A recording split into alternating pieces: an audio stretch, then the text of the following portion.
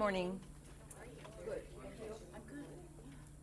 You know one thing I'm going to ask of the new schedule for information. With the language about who is going to be the facilitator, Yes, be it is.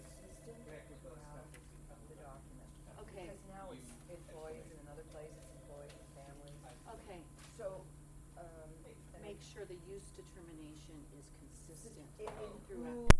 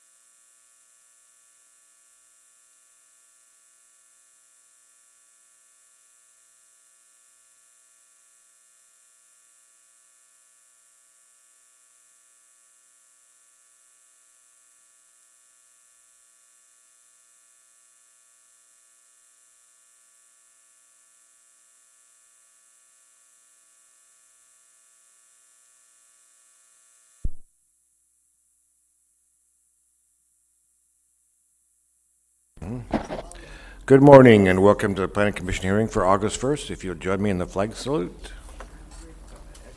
I pledge allegiance to the flag of the United States of America and to the republic for which it stands, one nation, under God, indivisible,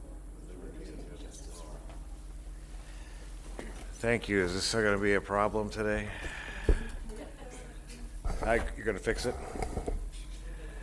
Okay, while we're doing that, David, you want to read the coverage announcement and take the roll call? Thank you, Mr. Chair. Planning Commission hearings are televised live on County Santa Barbara Television, CSB TV, Channel 20, and at 9 a.m. in the South Coast, Lompoc, San Ynez Valley, San Maria, and Arcot areas. Rebroadcasts of Planning Commission hearings are on Fridays at 5 p.m. on Channel CSB TV, Channel 20. Today's hearing will also be streamed live on the county's website and also the county's YouTube channel, and will be available for download in a day or two. Now for the roll call, Commissioner Cooney. Here. Commissioner Freeney. Here. Commissioner Brown. Here. And Chair Plow. Here. And I hadn't received word that Mr. Park was going to be absent today. Maybe he's a little late. I think he's probably just late, but we'll just, I do know he was going to recuse himself for one of the items, but I don't think it's the first one, so hopefully he'll get her before we get that. So now we'll do the agenda status report. Ms. Black, welcome back. Thank you. I'm not sure I can do this, but I'll try. David stepped out to try and fix it.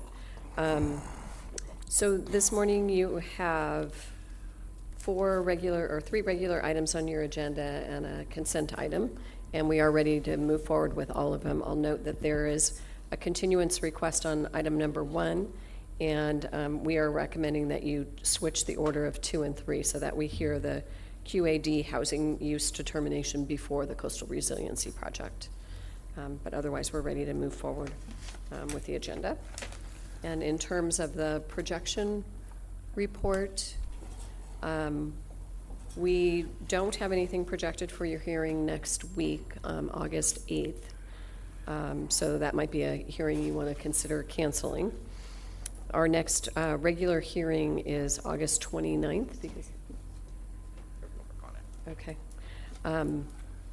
Because there's 5 Wednesdays this month, we're going to skip the 22nd. So the 29th, and as you can see, the 29th is fairly full. You've got Ag Employee Dwelling Ordinance on, the Hoop Structures Ordinance on as well, and then the Schulte Recorded Map Modification, an applicant appeal of the project incompleteness determination on the Gordon Sand Reclamation Plan, and another appeal, the Cosmolito Trust residential appeal.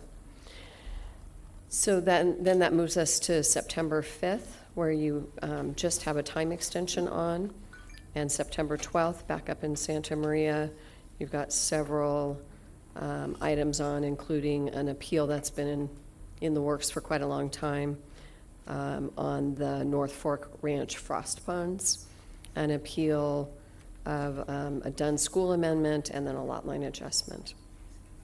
And I think that's as far out as we've projected at this point. Great, thank you. Let the record show that Commissioner Parks finally arrived, so just in time to do any necessary business. So great, thank you. Okay, this is, any comments from the questions from the commission? Not seeing any. This is the time when we allow for public comment on items not on today's agenda. And I see that we have no speaker slips, and I see we have no anyone rising. So, Commissioner Brown, you have comments? You're just in your usual efficient self. I didn't have a chance to get on my... Oh, I asked for questions. I see the lights. No, I'm getting there. It's summer, you know, we're all supposed to be. Anyway, so on August 8th, we're going to cancel, or we're going to wait, or what do we want to do? I'll take that as a motion for canceling that hearing. Do I have a second? Second. We have a second. All those in favor, say aye. Aye. Aye. So be it. Great. Now we'll go to any Planning Commissioner informational reports. No lights. So I do have a set of minutes of the July 11th. Any modifications to those, Commissioner Cooney? Just one, Mr. Chair, but it's important. The minutes reflected that Ms. Black was present and gave the report to the commission of the director, and we were also told during the meeting that she was allegedly at the Coastal Commission meeting up the coast. So that should be corrected to Mr. Wilson gave the report. With that correction, is that a motion to approve? It is. Do we have a second? Second. All those in favor by saying aye? Aye. Very good. Okay. Do we have a director's report? Yes, good morning, Mr. Chair. The only hearing since your last, board hearing since your last Planning Commission hearing was on July 17th. And on July 17th, the board had 3 items that I think your commission would be interested in. The first is the Gaviota Coast Plan. They did, following the workshop on July 3rd, sponsored by Supervisor Hartman and Supervisor Williams, take additional public testimony and gave Planning and Development direction on a letter to send on the board's behalf on the suggested modifications on the plan. So that was one fairly significant item. The Coastal Commission will be hearing the plan next Friday, August 10th in Redondo Beach, and so I'll report back after the hearing and let you know what the results of that were. They also took up Oak Hill, which came to your commission, and with some changed conditions to address biological mitigation primarily and recreation, the board approved that tract map. And then finally, the Myers Bridge appeal went back to the Board of Supervisors after we did environmental review, and the board approved the appeal and approved the project on a 3-2 vote. So those were the 3 things from the 17th. Board's on recess right now, and they go back into session on August 14th, and we will be hearing the Eastern Glida Valley Community Plan ESH and Riparian Corridor on that day. It was supposed to be heard on July 3rd, but the agenda was so full they just couldn't get to it. We'll also be taking the accessory dwelling unit ordinance amendments to the board, and I think that's it for the 14th. And then they have another hearing on the 28th. Oh, it's not the only thing. They will also be submitting the acceptance of the like-for-like ordinance amendments in the coastal zone to the Coastal Commission to finalize that certification process. They had one suggested modification that we needed to accept, and we'll be submitting the accessory dwelling unit ordinance amendments and the Highway 101 HOV lane LCP amendments. So that's on the 14th as well. And then on the 28th, we have a discussion of short-term rentals and options for addressing short-term rentals in the coastal zone following the Coastal Commission's denial of certification of our coastal zoning ordinance. We also have an item sponsored by the 5th District to discuss short-term rentals in the inland zone. So I don't know precisely what that entails. I haven't seen any materials on that, but that is on the long-term projection as well, or long-range calendar as well. Commissioner Brown. And you were, I believe, at the Coastal Commission hearing at our last meeting. What was, refresh our memory, was it on what was discussed at that? So on the short-term rentals. Okay, is that what it was? Okay. So I was at the Coastal Commission on the like-for-like ordinance at your last meeting. Oh, okay. And that went quite smoothly. It was on May 10th that the Coastal Commission took up the Article 2 amendments to address short-term rentals. And I think I already reported on that to your commission. Right. It was just at the Santa Cruz meeting that you did that. And my other question is on ERG. Appreciate comments are due this Friday, and not knowing how long may take the consultant to review those comments, which I think are probably going to be fairly extensive. Any idea about when we might see that project on our agenda? Mr. Chair and Commissioner Brown, I would expect it will be sometime later this fall, late fall. Yeah, I'm thinking maybe October. I'm hoping, because I'm not here in November, but. You're not here at all in November? Not for the Santa Maria meeting. Okay. So. Okay. It's hard to plan when you plan way early for vacations and stuff. Understood. Okay, all right, thank you. Thank Great, you. thank you. Commissioner Cooney, your lights on? Are you asking questions or just lights I'm on? not. You're not. Okay, great. You're ready to go. So I think that's all I have to report unless you have questions. No more lights. I think we're good to go. So now we'll go with our consent item. If you'll read it to the record, Mr. Villalobos. Yes, thank you, Mr. Chair. The following is the hearing on the request of Joe Bargett, agent for Vandenberg Village Community Services District, consider case number 18 GOV 4 for determination that the disposition of real property conforms with the comprehensive plan of the County of Santa Barbara pursuant to Government Code Section 65402A. Any comments or questions by the commission? Not seeing any, I'll ask for any public comment. Not seeing any, we'll go ahead and make a motion to approve. This is a third district item. So Commissioner Park, Yeah, I vote to approve it. Second. thank you. All those in favor say aye. Aye. Aye.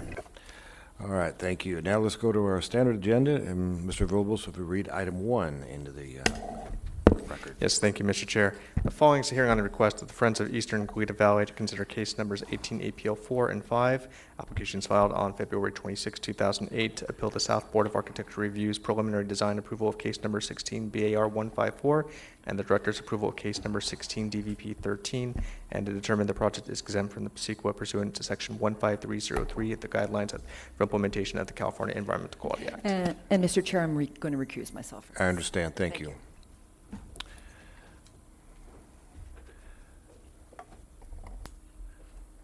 So I believe, I don't think it's necessary we have a staff report in this item, to tell you the truth. I do have one speaker slip, so if Mr. Is it Ravid Raphael wants to speak? Thank you very much. Thank you. Thank you, Chairman Blau and Commissioners. My name is Ravid Raphael, representing the appellants, the Friends of the Eastern Goleta Valley, regarding the 80 North Patterson project. So we had hoped for a timely resolution to our appeal. It is our understanding that the Commission wants to give the applicant additional time to decide how to proceed with their project. It is our hope that the Planning Commission will resolve this matter at the December Planning Commission hearing, as it will have been more than 2 years since the issues raised in our appeal was brought before SBAR on September 2nd, 2016, when the project was first proposed. We appreciate the unanimous support that the three commissioners present at the April 25th hearing for our request of a lowering of the plate height to 15 feet. And we appreciate their understanding of the project's conflicts with the Eastern Goleta Valley Community Plan related to policies and development standards for preservation of visual resources, size, scale, and neighborhood compatibility. We also want to thank Commissioners Park and Cooney for the drive-by of the site and observing the constrained nature of that site. Commissioner Farini, I am told that a link to the video of the April 25th hearing related to our appeal has been sent to you for review. So overall, the proposed building is attractive and well-designed, except for the height. But what we sincerely hope is that the applicant will come up with a plan that meets these policies and development standards so that we will have a building that fits the neighborhood. That's basically all I have to say. Thank you. And I was remiss in not, thank you very much. I was remiss in asking for ex parte or additional site visits. I did have one discussion with, I think it's the Cary Group by phone. I'll just disclose that here. Other than that, that's my only ex parte communication. Others? Commissioner Park. I don't have any ex parte communications. If at some point, though, I do have some questions for staff, even though we don't have a staff report on this. Great. You know, I'd like to hear from the applicant. I think give them an opportunity to speak first, and then I'll go to that. You don't need a slip. You're the applicant. We got you on record. Go ahead. You can go ahead and approach the microphone if you want. My name is Carlos Sarmiento. I'm one of the owners of the property. We were at the meeting, and we heard clearly what the Plan Commission said, and we are taking steps to comply with exactly what you said. We were at a disadvantage at the first meeting, and it goes to the reason why we need an extension is that our lead architect, Greg Chrisman, left DMHA between the bar approval and the PC appeal. And so it's taken us a while to get back on track and get everything going. We are submitting plans to, hopefully within the next month, to comply with what you requested. My main concern, though, is that after the last Planning Commission meeting, I spoke with, what's your name again, Mr. Rabin? Yeah. I said, geez, you know, we tried to build something that's nice here. You know, maybe you won't like what eventually goes there. And he said he's going to appeal everything we do. And I'm going, my gosh, at what point are we?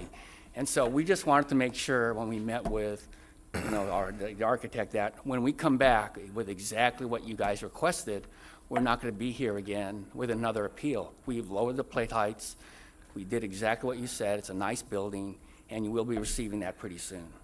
Thank you. Okay, well, let me just point out that County Council will correct me if I'm wrong, but the appeal is going to continue until we have the next hearing. So they can't appeal it again. They've already appealed it. So when we make our determination, when we hear this again, if we're going to approve your project, we will deny their appeal at that time and have a de novo approval of your project. So that's, I think, the way it works. I just want to let you know that we are coming back with exactly what you said. When I spoke with the architect who's taking over this account, which is the lead, one of the name partners at DMHA, he said that he actually went back and read the transcript, watched the video to make sure we're going to resubmit exactly the plate heights and heights that you requested. Great. And okay? I understand that. Commissioner Park, you had a question as staff. Thank you very much. Well, I actually have Mr. Sarmiento. He's up there. While you're up there, I guess he has a question of you. Yes. Yeah, I just want to be clear what we're doing. The email that your architect or your representative sent in June 6th said, our team is still evaluating whether to proceed as directed by Planning Commission or to revise the application for a different approved use. So you're not revising it for a different approved use. What you're going to do No, we're is not. That was June. We've since met, you know, with vacations and everything with the other owner. It's taken a while to get on track here. But we will be submitting the exact same plan, but with a smaller building, no second floor mezzanine, and the plate heights as recommended by the Planning Commission. That's coming soon. In fact, it'll be the same office use. Same thing. Nothing has changed other than the height of the building. You know, It'll obviously, there's some architectural features in the front because it's no longer 25 feet. It's going to be down to a 15-foot plate, as recommended by the PC. So, no, the only thing we've changed was the building height as recommended by you guys. We just want to make sure that, you know, we're not caught in this loop going back after we do exactly what you say. We don't have to keep coming back and fighting for what we've been fighting for the past 4 years. And I hate to say the word fight because that's what it seems like. You know, I think I started this actually, acquired the property about 5 years ago. It'll be October. And right then when the community plan update was in process, we were fortunate to be able to go to the BAR and say, well, this is what we propose, what do you think, before we made any submittal. So in my mind, we really started 5 years ago, and we tried to do whatever they said, and here we are again. We are submitting exactly what you guys asked us to submit. No change in use, no change other than we've lowered the height of the building. And we've changed the grading too to make you'll see it. Well, we haven't changed anything, but we did lower the height. Okay. Commissioner. Okay, so here's my question for staff then. We've got a building that was supposed to be over 30 feet tall. It's going to be cut to a height of less than 50% of what the Board of Architectural Review saw. So when this comes up, I guess December sometime, and you're right, there have been several hearings, and you've had to come a lot and spend a lot of money. There's been a lot of public money spent on all these hearings. There's been a lot of neighbors having to come back and forth for hearings, and it needs to get over and done with. But I'm just wondering, the Board of Architectural Review that spent so much time looking at windows and doors and all this, do they look at it again when it's changed so radically? Chair Blau, Commissioner Parks, we would take the project back to BAR before returning to the PC. That's great. I appreciate that. Commissioner, when you say the word radically changed, it really hasn't radically changed. The bottom half of the building is exactly the same as what was presented. When bringing down a building from actually like 27 feet to whatever the plate height is, you know, you're just taking off the top part. It's the same architectural design, the same colors, the same first floor. Nothing has changed other than we've lowered it per your request. And at this point, remember, one of the biggest arguments against the building is that we wanted to put a gym there. And as I expressed at the last meeting, you know, we don't have a gym anymore. We have a new lease on the gym. We don't care about moving there. We don't plan on moving a gym over there. We are now going to spec this property as an office building. And we're going to build it exactly as you recommended. And again, as I said, one of the reasons for this delay is that we had to talk to a lot of people to determine whether or not we're going to be stuck in this loop again, especially with the comments from one of the appellants that they're going to oppose whatever we put there. And I thought that was, you know, pretty strong language, and it really threw me back because. Well, I think it's not an issue, so I wouldn't worry about it. That Commissioner Cooney, you have a question of the applicant or the staff? Yeah, I'm a little uncomfortable with Mr. Sarmiento's comments regarding the Planning Commission wanting something. We were presented with an appeal from the Board of Architectural Review action, and as a result of that, we reviewed the matter at the April hearing and made comments, individual comments about the project, and if it's your intention to take those comments into account, fine, but we have not in any way decided the case, the appeal. It continues as long as the matter is continued. So if we continue it till December, you know, none of us is tied to a decision that we've made in the past. We simply commented on the appeal, and it sounds like you're moving in the direction of our comments, which is fine, but it's not action we've taken. Well, I apologize for the words saying what you wanted. When I spoke with via email with the lead architect, he basically said he reviewed the Planning Commission minutes and the video, and I guess I should have said we're responding to your comments, not what you wanted. I mean, I'm a novice at this. I'm not an architect or engineer. I've only done one other project, so it's not what you wanted. It's what you recommended is what's going to be on the new plan. Great. I think it's important to clarify that. I figured if you've said what you wanted and what you'll approve, I figured, okay, we'll do it. And we just hope to get approved at that point. That's all we're asking. That's all I was saying. I'm sorry. It's just that we will submit a plan. In fact, I had the first draft sent to me yesterday by email. And I said, okay. And actually, I called him. Is this what was, in my words to the architect, what they wanted? And he said, hey, that's when he said and came back and said he reviewed the minutes and the video. And it's the 15-foot plate height that you recommended. So that's, I guess, the wrong word. Since we're talking about this hearing, which is to whether to proceed with the matter for decision or whether to continue it, do you have any comments about the date, December 1? No, we moved. They moved a lot faster than I thought. When I first spoke with the architect about a week, 2 weeks ago, he asked me how much time you need. Well, give us as much time as possible. You never know what's going on. You know, things happen. And so we pushed it out to December 5th. And shortly, I said, like yesterday, I received the draft, the new plan. So it sounds like we're ready to go. We just have to tweak a few things to make sure that we're, I hate to say it again, doing what you guys asked or recommended. I just don't want to keep, you know, it's costing you money, the county. I never thought of it that way. But it's costing me a lot of money to keep going back and hiring the architects to do this. And I said we've been doing this for 5 years now. Okay, thank you. Anything further?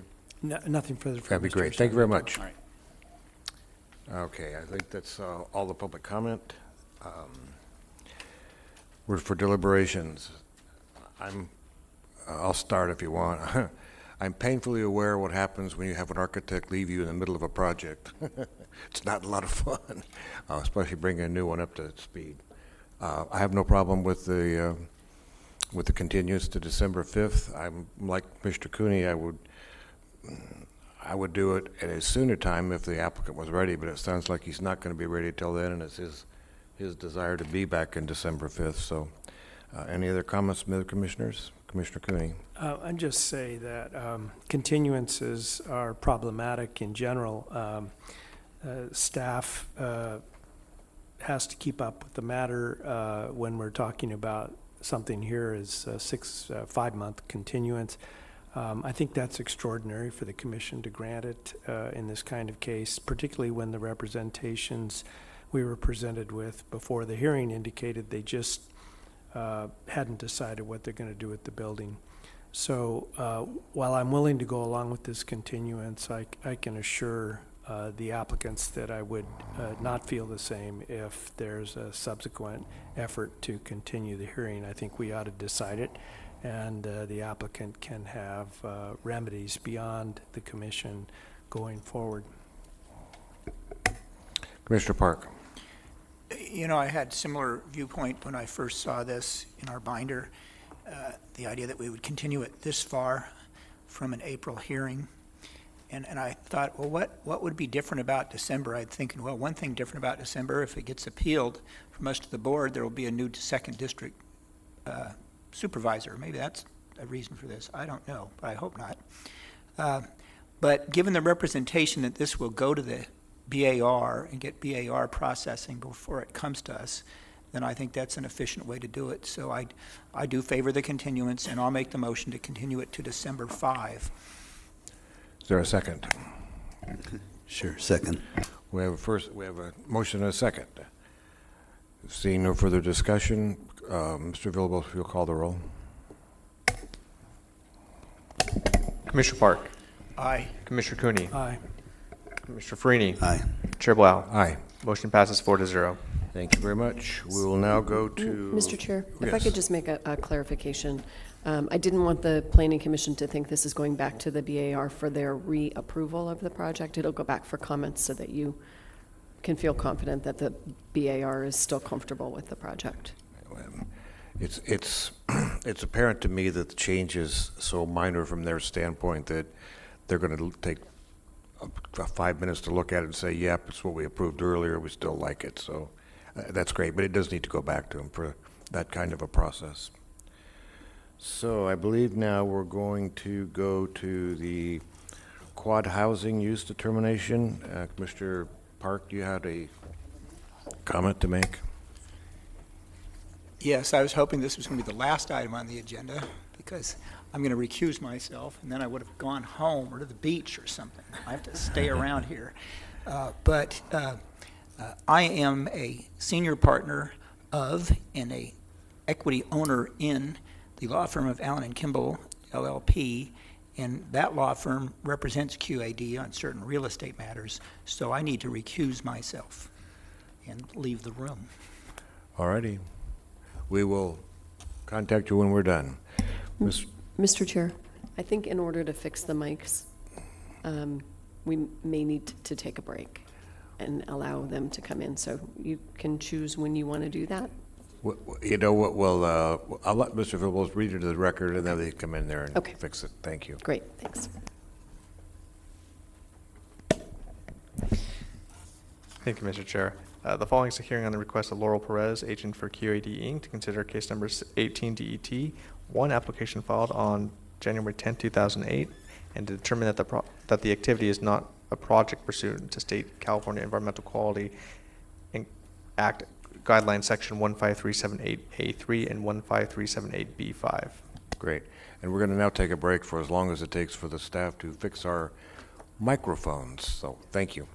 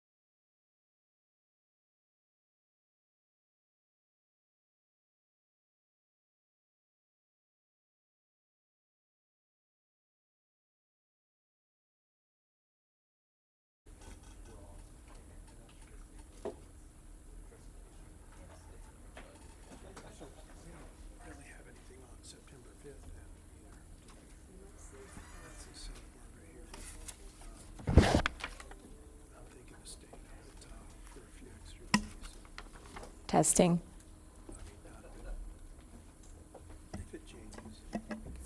We'll just have one consent item.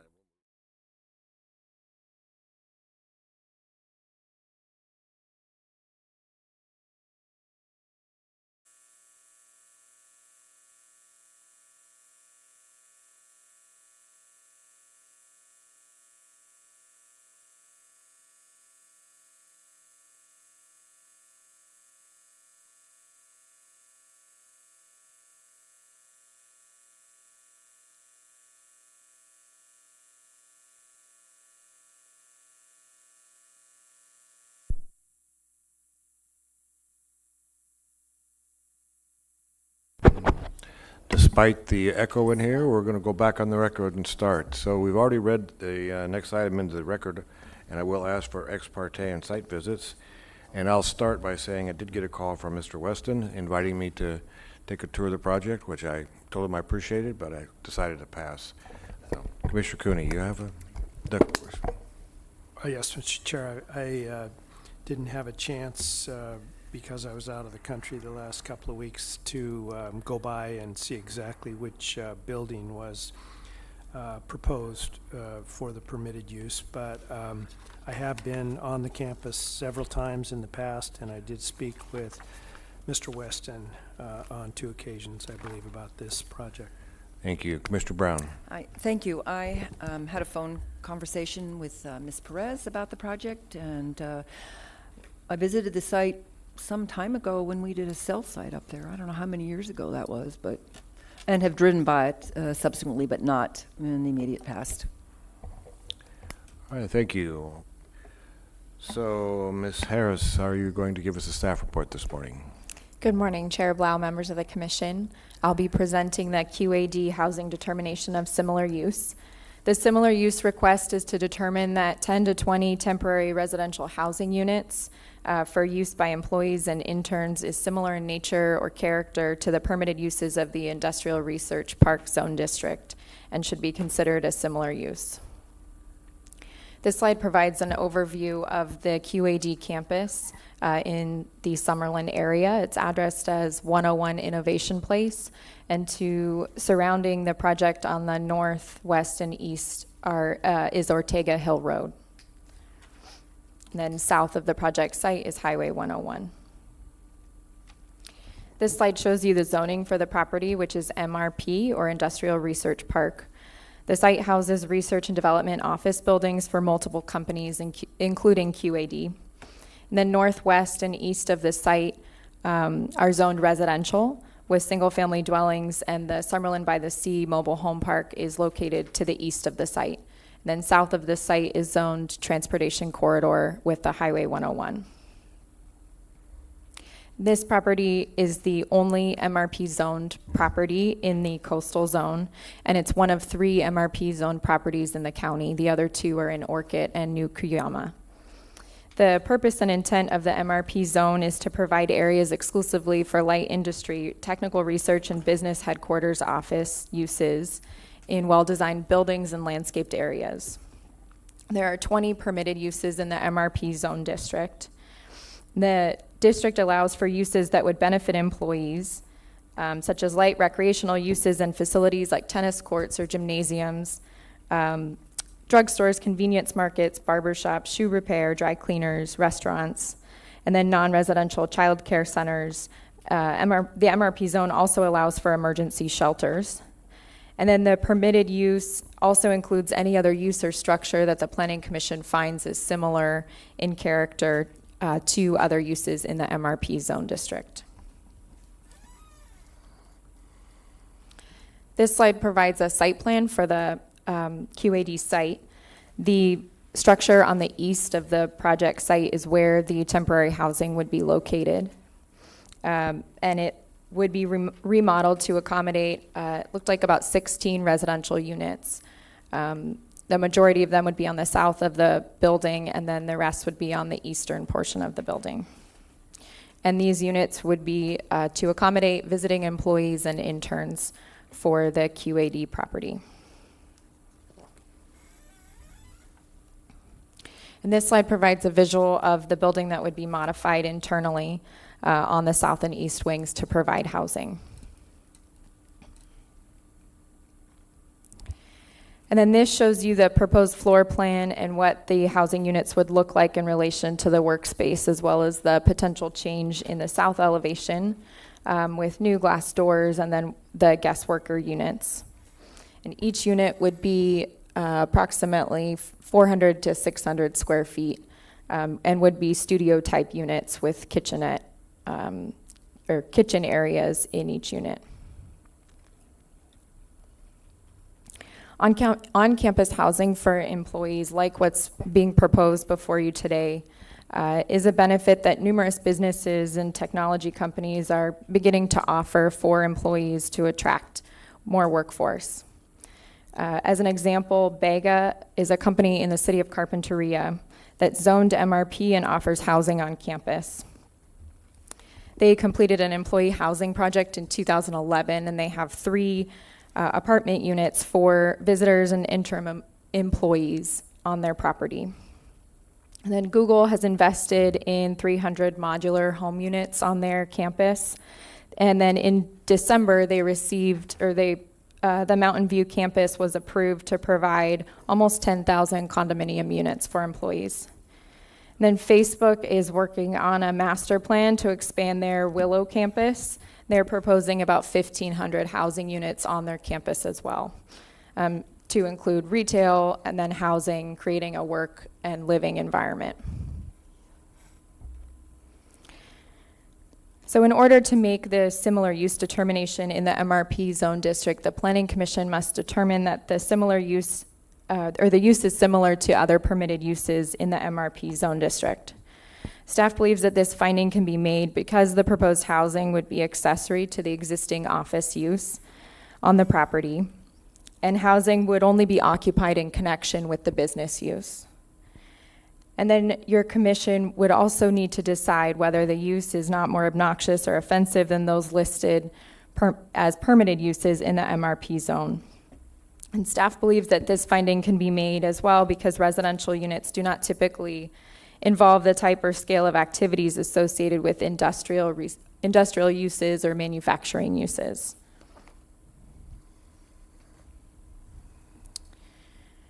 So I'll go into the specific uses that the temporary housing could be similar to. One is emergency shelters, which provide for temporary accommodation for people. The proposed use determination for housing would allow residential units to be provided for employees during short-term stays, similar to emergency shelter. Then the housing being proposed would be located in an existing building on the campus and would be on a temporary basis. Another use that's currently allowed in the MRP zone district are light recreational uses and facilities such as tennis courts, gyms, and racquetball courts, and non-residential child care centers. Temporary housing would only be used for employees on site and would be compatible with the surrounding residential neighborhood, similar to those 2 uses and facilities. And then another use would be the establishments that meet the day-to-day needs of employees. That one's at the top of this slide. And retail stores and establishments provide commodities and services that help meet employees' needs while at work and employees' needs while they're outside of work. And that's similar to temporary housing that could be provided on a business campus for employees. So with that, looking at the comprehensive plan, housing on the Q80 campus would allow employees to stay close to work on a temporary basis and provide additional housing stock consistent with the residential use identified in the Summerlin Community Plan as a priority for this property. And that's policy LUSJ1. Then the light industrial and office use would still be required to be the primary use on the property. Interior changes to this existing office building would be made to accommodate the units, but the structure's height and the building itself would not be changed. So therefore, the similar use determination is consistent with a comprehensive plan, including the Summerlin Community Plan. And then moving on to environmental review, the similar use determination is not a project under CEQA pursuant to CEQA guidelines section 15378. since the activity is a request for a similar use determination. And if the use determination is granted, no development would result from this action. The applicant would need to come in for a separate coastal development permit, and that would be processed to change the infrastructure, including the construction of the housing units.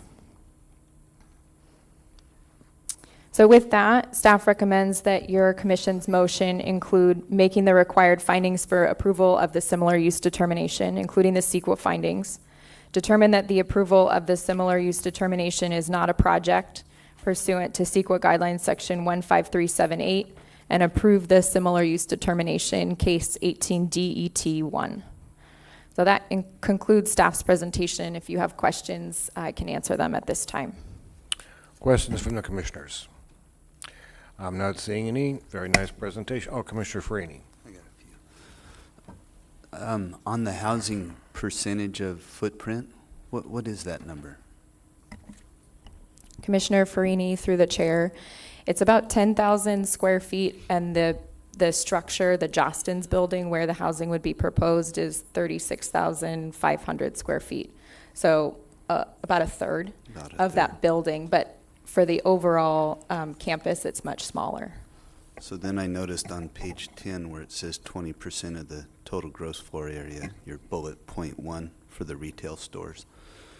Just trying to get a feel for what an acceptable percentage of the footprint is for housing, and how you came about that 30% was going to work.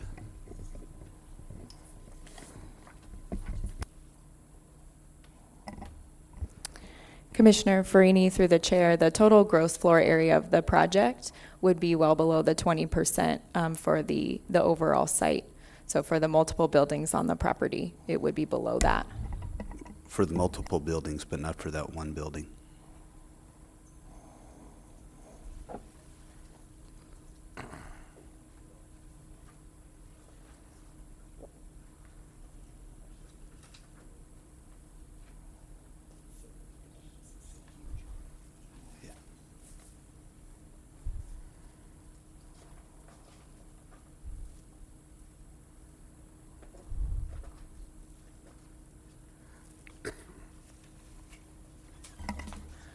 Commissioner Farini, through the chair. So the cumulative development of the usage shall not exceed 20% of the total gross floor area on the lot. And so the about 10,000, 11,000 square feet would be well below the 20%. The main R&D office building is almost 84,000 square feet. And then the other R&D office building is about 36,000 square feet. That's helpful, thank you. And then just looking at your diagram of the living quarters, and perhaps the applicant has more to add, but seeing what you have, it looks like they're little kind of dormitory rooms with a bathroom included and one bedroom. Is there cooking space in these? Commissioner Farini, through the chair, they've proposed a kitchenette in each of the units, and have indicated that they may propose some type of common or kitchen area for one area for all of the units at a future date, but I don't think they've figured those details out yet. And then as far as the sewer is concerned, there's no problems there on this conversion? Commissioner Farini, through the chair, that's correct. I spoke with the Summerlin Sanitary District, and they indicated that at the time of the coastal development permit, the applicant would need to come in for connection permits or to get connected for each of the studio units, but that they would have capacity. But we're not there yet where they need that letter. Commissioner Farini, through the chair, that's correct. So at the coastal development permit phase, we would require the sewer availability letter. Okay, great. Thank you. Thank you. Ms. Perez, did you want to address the commission?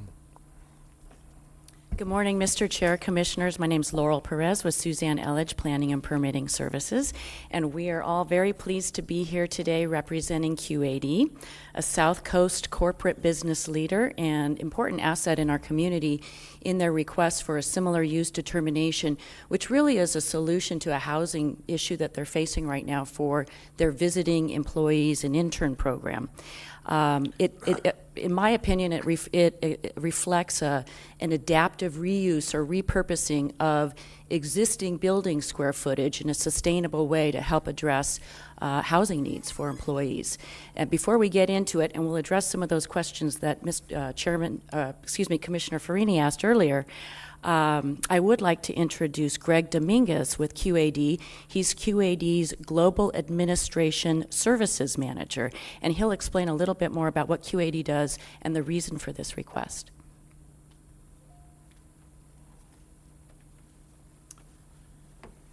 Hi. Thank you, Laurel. As Laurel said, I am the Global Administration Services Manager for QAD, and two of the areas that I do oversee in my role are global facilities and global travel. So you can imagine how excited I am to be here today to share this with you. And before I get into that, though, I do think it's important to address what is QAD. Many people know the name QAD, but I'm not sure that everybody understands what we do. In fact, I run into that in town quite often when I say that I work for QAD. They say, "What is QAD?" I don't have any idea what they do. QAD is a leading provider for global supply chain services with global manufacturing companies. What that means is that we provide supply chain services for global companies to facilitate their purchases, their inventory management, and their production schedules as well. QAD's companies that we work with are people that you might recognize as TRW, Yoplait, or even Caterpillar, just to name a few. The company was founded by Pam Lopker right here in Santa Barbara back in 1979. And the company has grown to become one of the largest, has grown to become one of the largest supply chain manufacturers. And apologies. Representing 28 offices worldwide in 18 countries with over 1,800 employees. Many of those employees do come and visit our facility for meetings as well as training. One of the biggest training programs that we do have is for interns that come to visit and get trained on the use of our software and how to implement that through services. It's not enough for us just to hire smart and bright individuals. Due to the complexity of what we do require an in-depth training program to bring them up to speed. That program can run up to 2 to 3 months at a time right here in our corporate office, and it may have as many as 15 to 20 individuals during that time period. One of the biggest challenges with this program that we find is finding housing. And so over the years, we've done this over a little over 5 years with this internship training program. And during those 5 years, we've come up with a variety of solutions for how do we accommodate this number of people for that long period of time. We've looked at things such as renting hotel space, which can be very costly. We've also thought about, and we've tried this more than once, finding housing. Actually renting houses or apartments to facilitate the accommodations of the interns. This can be very difficult just from the practical standpoint of a lease. Many people don't wish to lease an apartment or a house for 3 months at a time. It's usually a much longer period of time. And then, of course, you have the issues regarding furnishings. And how do you house the people and give them furnishings? We're talking about beds and linens and sheets and pots and pans and dishes, etc. It becomes very challenging on an ongoing basis every year to try and roll that over. We have found accommodations as far south as Camarillo, as far north as Isla Vista. Isla Vista is a great college locale, but it's not really a corporate place where we're going to house our employees. And we tried it, it just didn't work very well.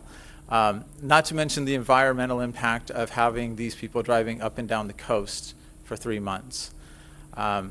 So because of that, we do feel that accommodating on-site and having residential units would be much more preferred. Thank you. Thank you. Thank you, Greg. I'm going to flip through a slide or two here. So QAD's campus is quite large, as you can see. It's about 28 acres in size. And to get to Commissioner Farina's question earlier, I'm not sure if there's a pointer on this or not. Oh, good. QAD operates pursuant to an approved development plan that's going to be constructed in phases and has already commenced with the construction of the first couple of phases, which resulted in these buildings here. QAD provides a tremendous amount of amenities to their employees on site. They serve lunch on a daily basis. They have a tremendous cafeteria. I welcome any of you to go out there. It's pretty spectacular to see lunch served every day, every day of the year to all of their employees, and quite a host of options there. They have on-site recreational facilities, on-site exercise programs. I mean, it truly is a corporate campus that if you were an employee there, you're loving it. This is the building that we sort of nostalgically refer to as the Jostens building. And you can see it here with the yellow arrow. And the proposal would involve a very small repurposing of that existing building. During this interim period between now, should your commission move forward with the recommendation today, and sometime in the future, when QAD moves forward with their final phase of construction pursuant to the approved development plan, which would involve demolition of this building and replacement with buildings that look very similar to those newer buildings on campus. QAD is the only MRP zoned property in the coastal zone of the County of Santa Barbara. Therefore, your decision today would only affect this property. It's interesting to note that there are only 2 other MRP zoned properties in the entire County of Santa Barbara, both of which are inland and in North County. I think it's also important to note that QAD is nearly surrounded by residential use. Therefore, the proposal before you is truly compatible with the neighborhood. And staff went through a long list of uses that are similar in nature to what we're discussing today. I think probably the most similar might be the emergency shelter or establishments that meet the day-to-day needs of the employees. So we think that your commission can find this to be a similar use, particularly in those 2 categories. So I think the point is, though, that certainly the proposed use of housing on campus to meet the needs of the employees is not more impactful than other uses authorized in the MRP zone district. And I believe that your commission, if this is desirable, and I think it may be, could make sure that the determination today is exclusively to serve the visiting employees and interns of QAD and their accompanying family members to really narrow that determination. This is an emerging trend, as you've heard. You can find examples of housing on corporate campuses all throughout California and the United States, but we're lucky enough to have our own local example with Bega Lighting Corporation here in our backyard of Carpinteria. Many years ago, the city of Carpinteria amended their zoning ordinance to allow for housing within the MRP zone district subject to compatibility criteria. Bega was the first, and so far, as far as I know, maybe the only corporate leader in CARP that now has 3 apartments on their campus that provide for visitors, and interim employees, and guest lecturers. They're also zoned. They're also in the coastal zone. Something to note. The QAD campus, this is getting to Commissioner Farini's questions earlier, contains a total of about 130,000 square feet of development. And so this project, which is roughly 11,000 square feet in size of converted square footage to housing, is less than 10% of the overall property, I think it was parcel was the term that was used, square footage. Should your commission move forward today, our next step would be to file an application for a coastal development permit for really tenant improvements to change this portion of this building from its existing office and R&D use to housing units, as well as an application for the South Coast BAR review for exterior changes to that existing building. This is the building itself. You can see, I think it's ideally suited, frankly, for repurposing to residential. We're going to see a close-up of this in a minute, but it's a large building, 36,000 square feet in size. Again, only 11,000 square feet of that building would be converted to housing units. You saw these floor plans earlier. Just to elaborate a little bit, each of these units would be designed very similar to sort of an extended stay hotel room type design or a dormitory. They will include small kitchenettes for, simple breakfast, lunch, reheating, but keeping in mind that these employees will also have the opportunity of a full-service cafeteria on site. And a beautiful campus and recreational amenities and very little reason to leave, which is one of the reasons why we think this is so sustainable. We think we can really reduce the number of trips that are happening today with employees traveling from far south and far north to the campus on a day-to-day basis. And there would, in fact, be a little lobby lounge area and maybe some common recreational. We haven't drilled into the details yet. This is a concept, and so QAD is looking at anywhere from 10 to 20 of these units within this space. The elevations would change very little. The top image here is the existing south elevation. The bottom image is our concept for how it would change to repurpose for housing units. So we would be adding what would probably take these existing windows and turn them into sliding glass doors for little porches or patios off of the front of the units, facing the ocean. It's going to be one of the best views in town. So again, here's a close-up of the building.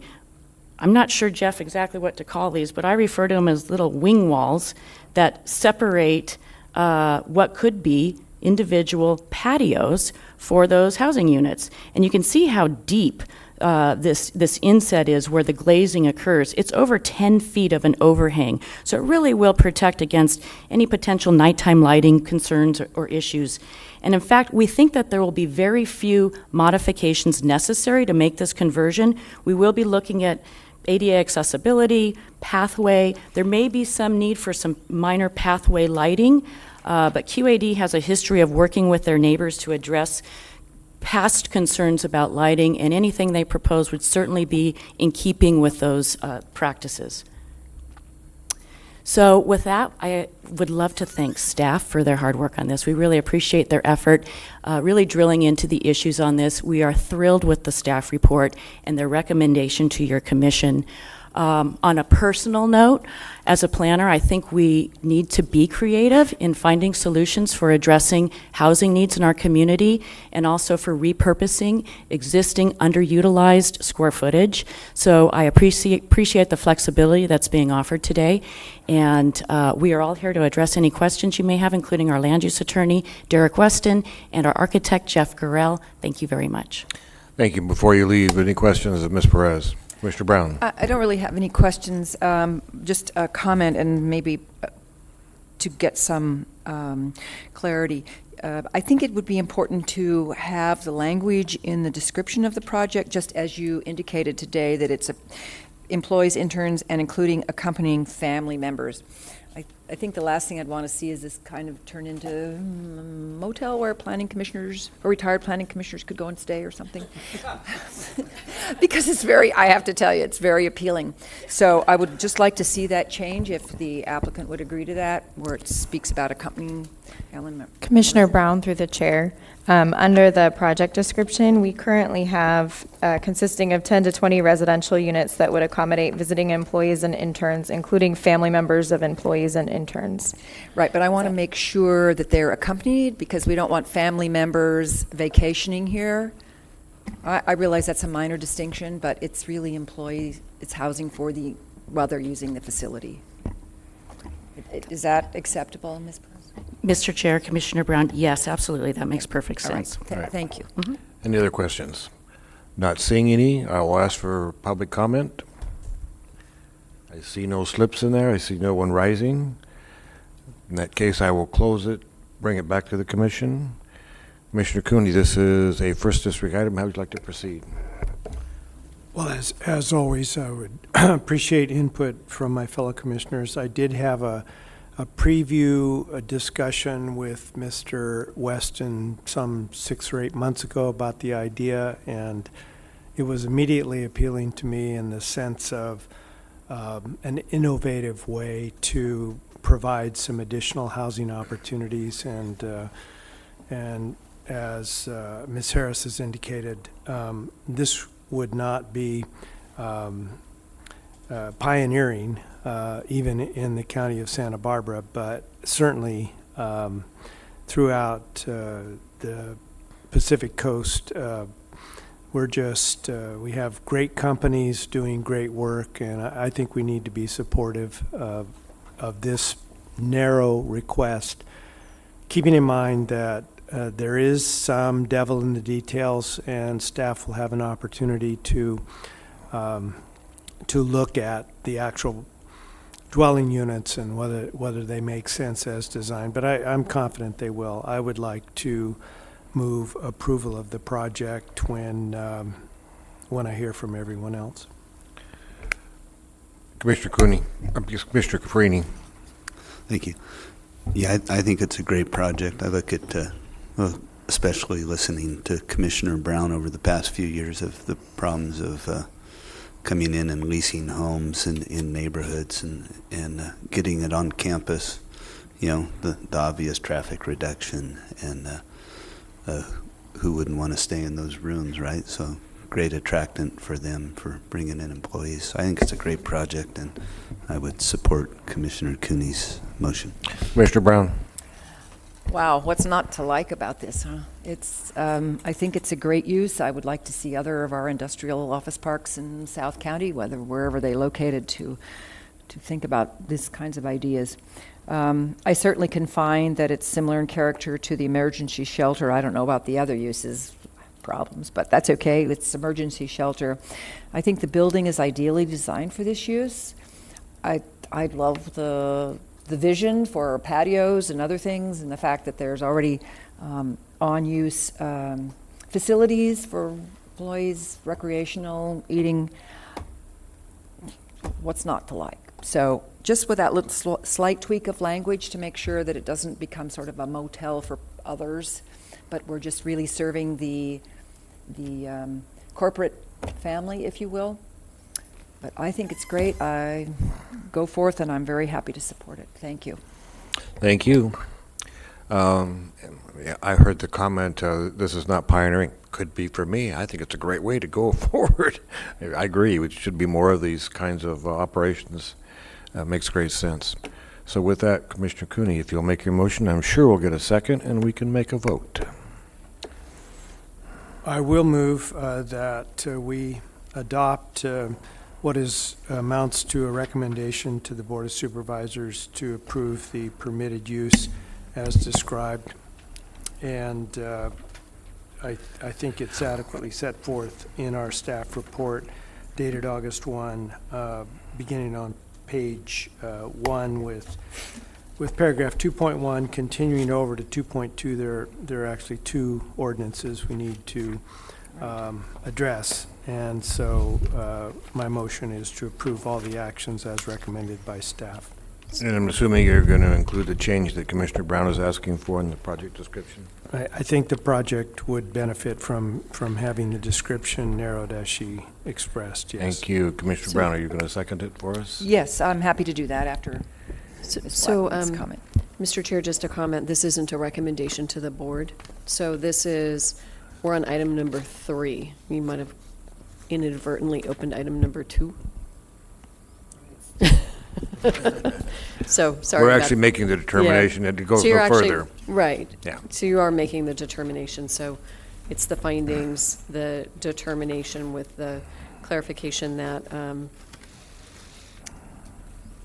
that it includes accompanying family members of employees and interns, and making the CEQA determination. For the record, where I should have made reference is in the staff report, page 2, under paragraph 2.0. Okay, I believe that the motion's been I'll- clarified and still, the second And I'm still. happy to second it, thank Great. you. Great. Any further discussion? Not seeing any. Mr. Villalobos, if you'll call the roll. Commissioner Cooney. Aye. Commissioner Farini. Aye. Commissioner Brown. Aye. Chair Blau. Aye. Motion passes 4-0. Great, thank you very much. We'll take a 5-minute break while we get Mr. Park back in here and then get set up for the next item. Thank you.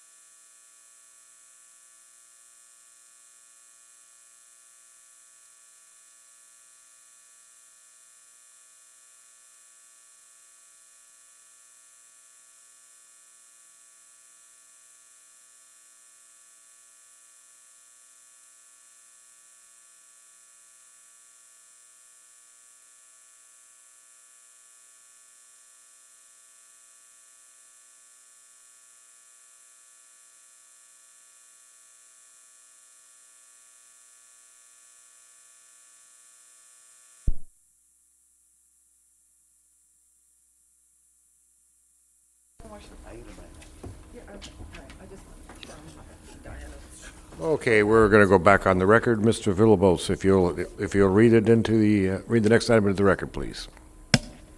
Thank you, Mr. Chair. The following is a hearing on the request of the Planning and Development Department that the Santa Barbara County Planning Commission recommend that the board adopt resolutions for case number 17 GPA 4 and also recommend that the board adopt an ordinance case number 17 ORD 15.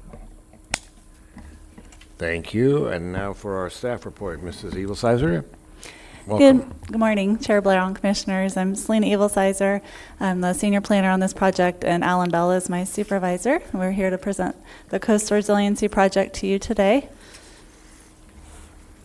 The overall goals of this project are to identify and plan for mitigation of potential coastal hazards from sea level rise that would otherwise impact infrastructure, ecological resources, and community assets. I'll give you a quick reminder from the December briefing that you received about this project.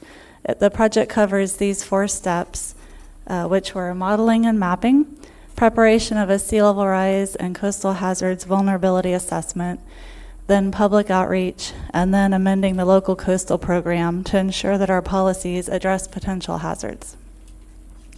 The modeling and mapping phase took 2 years, and 2 key products that resulted are the online mapping tool, which is available at coastalresiliency.org, and the screening maps that I'll show you in just a minute that are part of this amendment package. The vulnerability assessment was finalized last year, and it looked at potential impacts to many different types of coastal assets and resources along our coast. Then we carried out a broad public outreach effort last summer and fall to present the results of the vulnerability assessment and discuss draft policies. So we've completed these first 3 steps, and we're in this final step here, the LCP amendment. So the policies and development standards within this proposed amendment are intended to prepare for, mitigate, and respond to future hazards from sea level rise.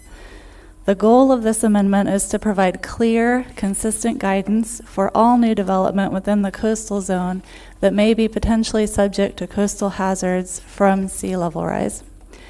This amendment only proposes policies and ordinance modifications related to sea level rise hazards. Other hazard-related issues are not addressed as part of this project, but will be incorporated into the upcoming Safety Element Update project. The proposed policy and ordinance changes primarily relate to protecting development from coastal hazards, also protecting coastal public access and recreation, protecting environmentally sensitive habitats, shoreline management planning, also preparing for impacts to transportation resources, and then other minor revisions to the coastal land use plan and coastal zoning ordinance that relate to sea level rise. The bulk of the proposed coastal land use plan policy changes are to the hazard policies. I'll discuss the key policies issues in this presentation, but I'm happy to answer any questions on any of the policies in this amendment package. This LCP amendment proposes a 5-step process for analyzing and permitting new development in coastal hazard areas. But this process is not significantly different than the process we currently use for existing hazards like fire or flood hazards. I'll go through these 5 steps shown here. So this is the coastal hazard, or this is one aspect, one segment of the coastal hazard screening areas map. And it shows areas of the coastline that are potentially vulnerable to flooding, erosion, and high tide hazards from sea level rise at 3 different time horizons, years 2030, 2060, and 2100.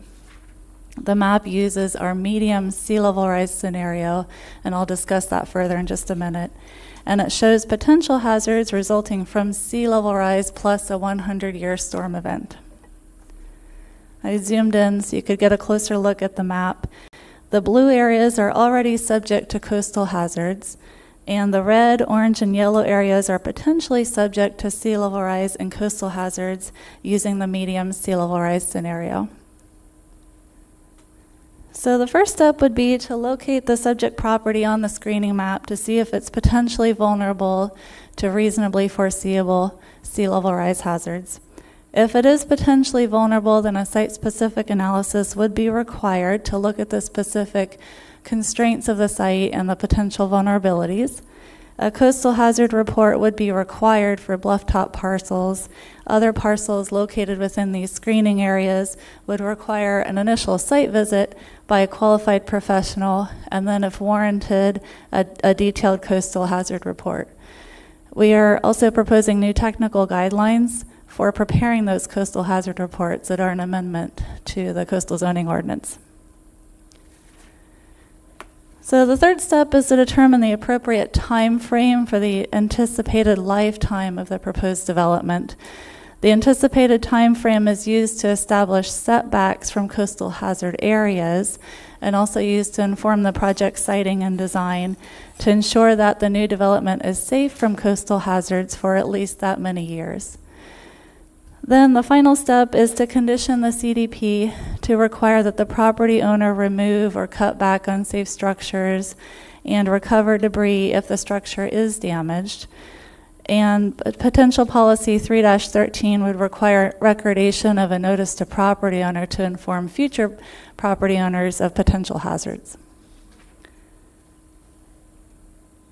Staff just presented this project to the Montecito Planning Commission on July 18th, and their recommendations are listed in their action letter, which is attachment E to your staff report. Some of their recommendations are also key issues that the County Planning Commission may wish to discuss. There are 6 key issues listed here, and I'll discuss each one in further detail. So going back to that sea level rise scenario topic, sea level rise through the end of this century was projected using the National Research Council's 2012 publication called Sea Level Rise for the Coasts of California, Oregon, and Washington. And our consulting team modified those projections for our local coastline and provided these low, medium, and high sea level scenarios for the 3 time horizons. These are the same time horizons shown on the screening maps. The medium scenario projects sea level rise of around 3.5 inches by the year 2030, around 11 or 12 inches by the year 2060, and then around 30 inches by the year 2100. An update by the state of California last year confirmed our projections and assigned probabilities to different scenarios. The report's authors give a likely range, which they call a likely range, of sea level rise, which is a 2 in 3 or 67% chance of sea level rise falling within that range. The likely range encompasses the medium scenarios projected under our coastal resiliency project. For this reason, staff proposes using the medium scenario for policy and development review purposes.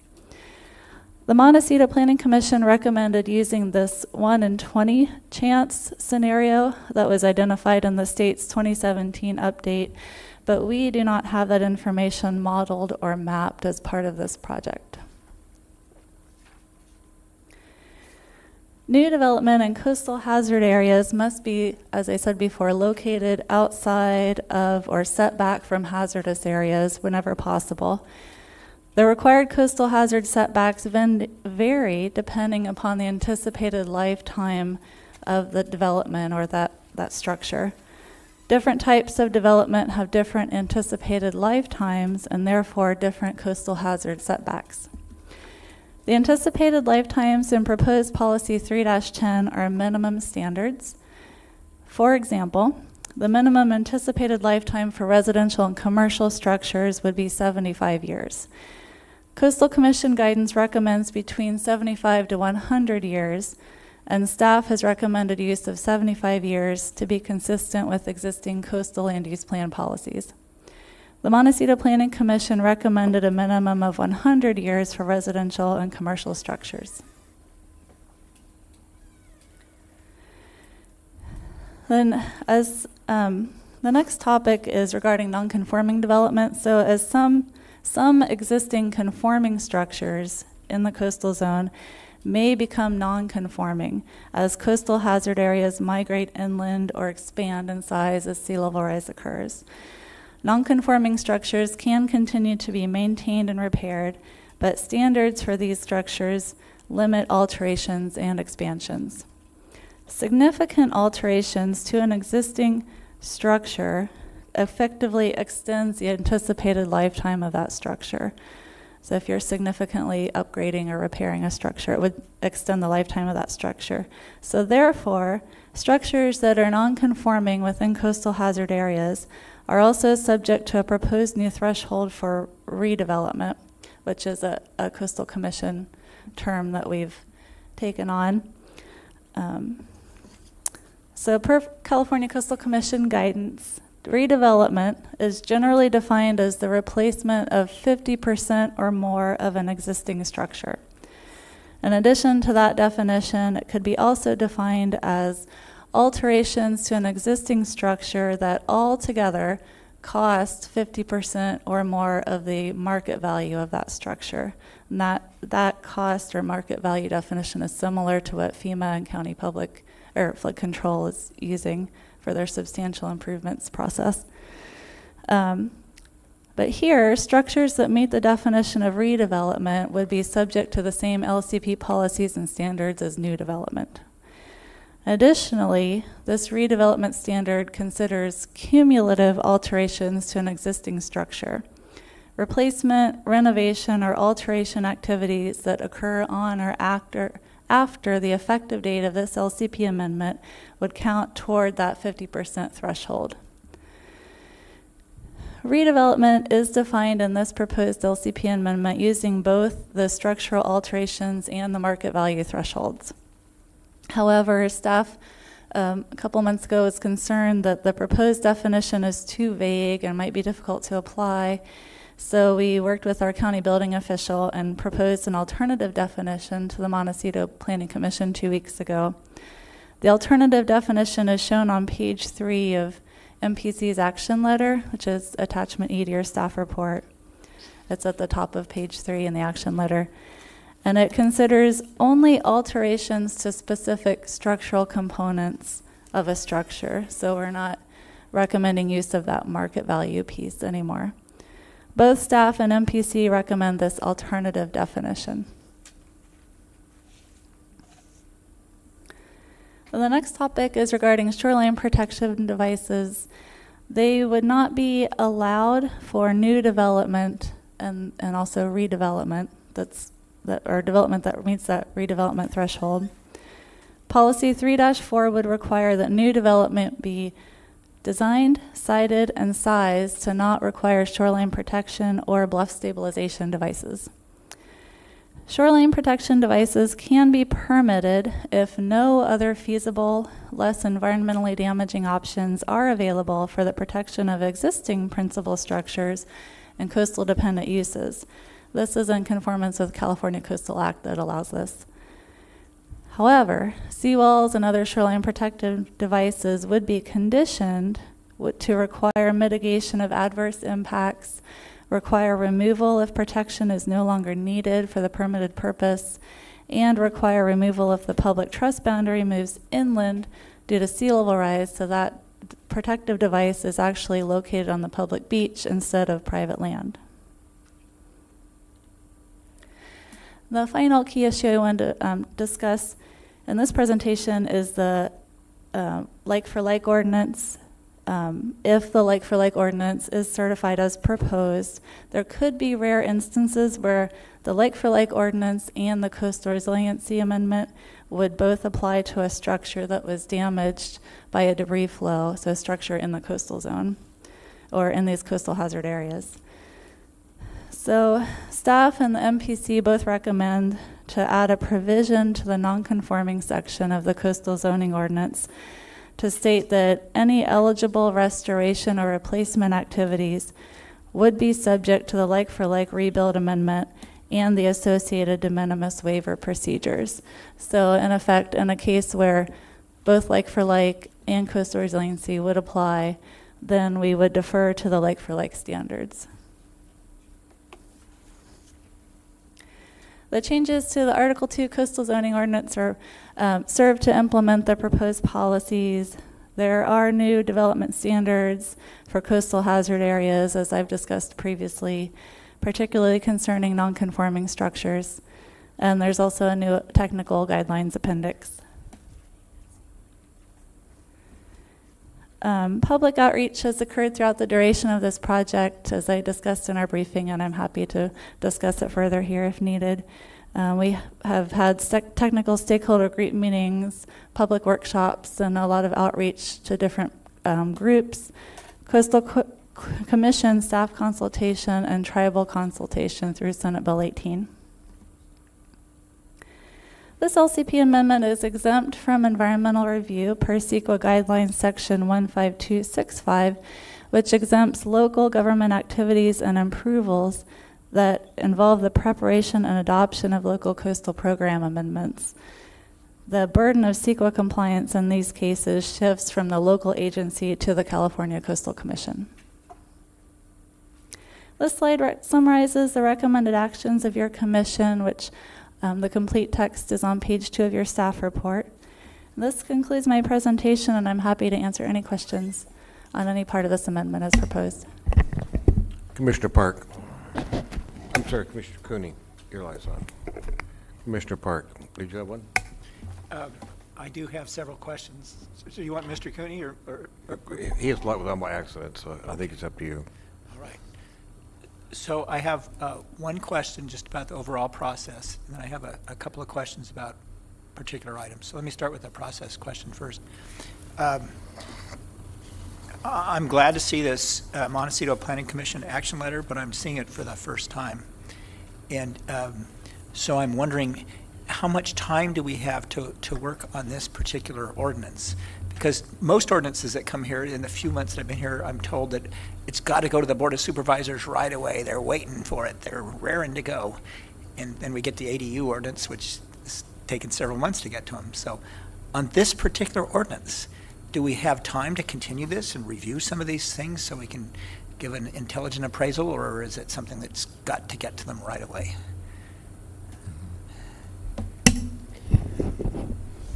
So, Mr. Chair and Commissioner Park, that's a really good question. And I guess I have two answers. Good. Are they consistent? Yes and no.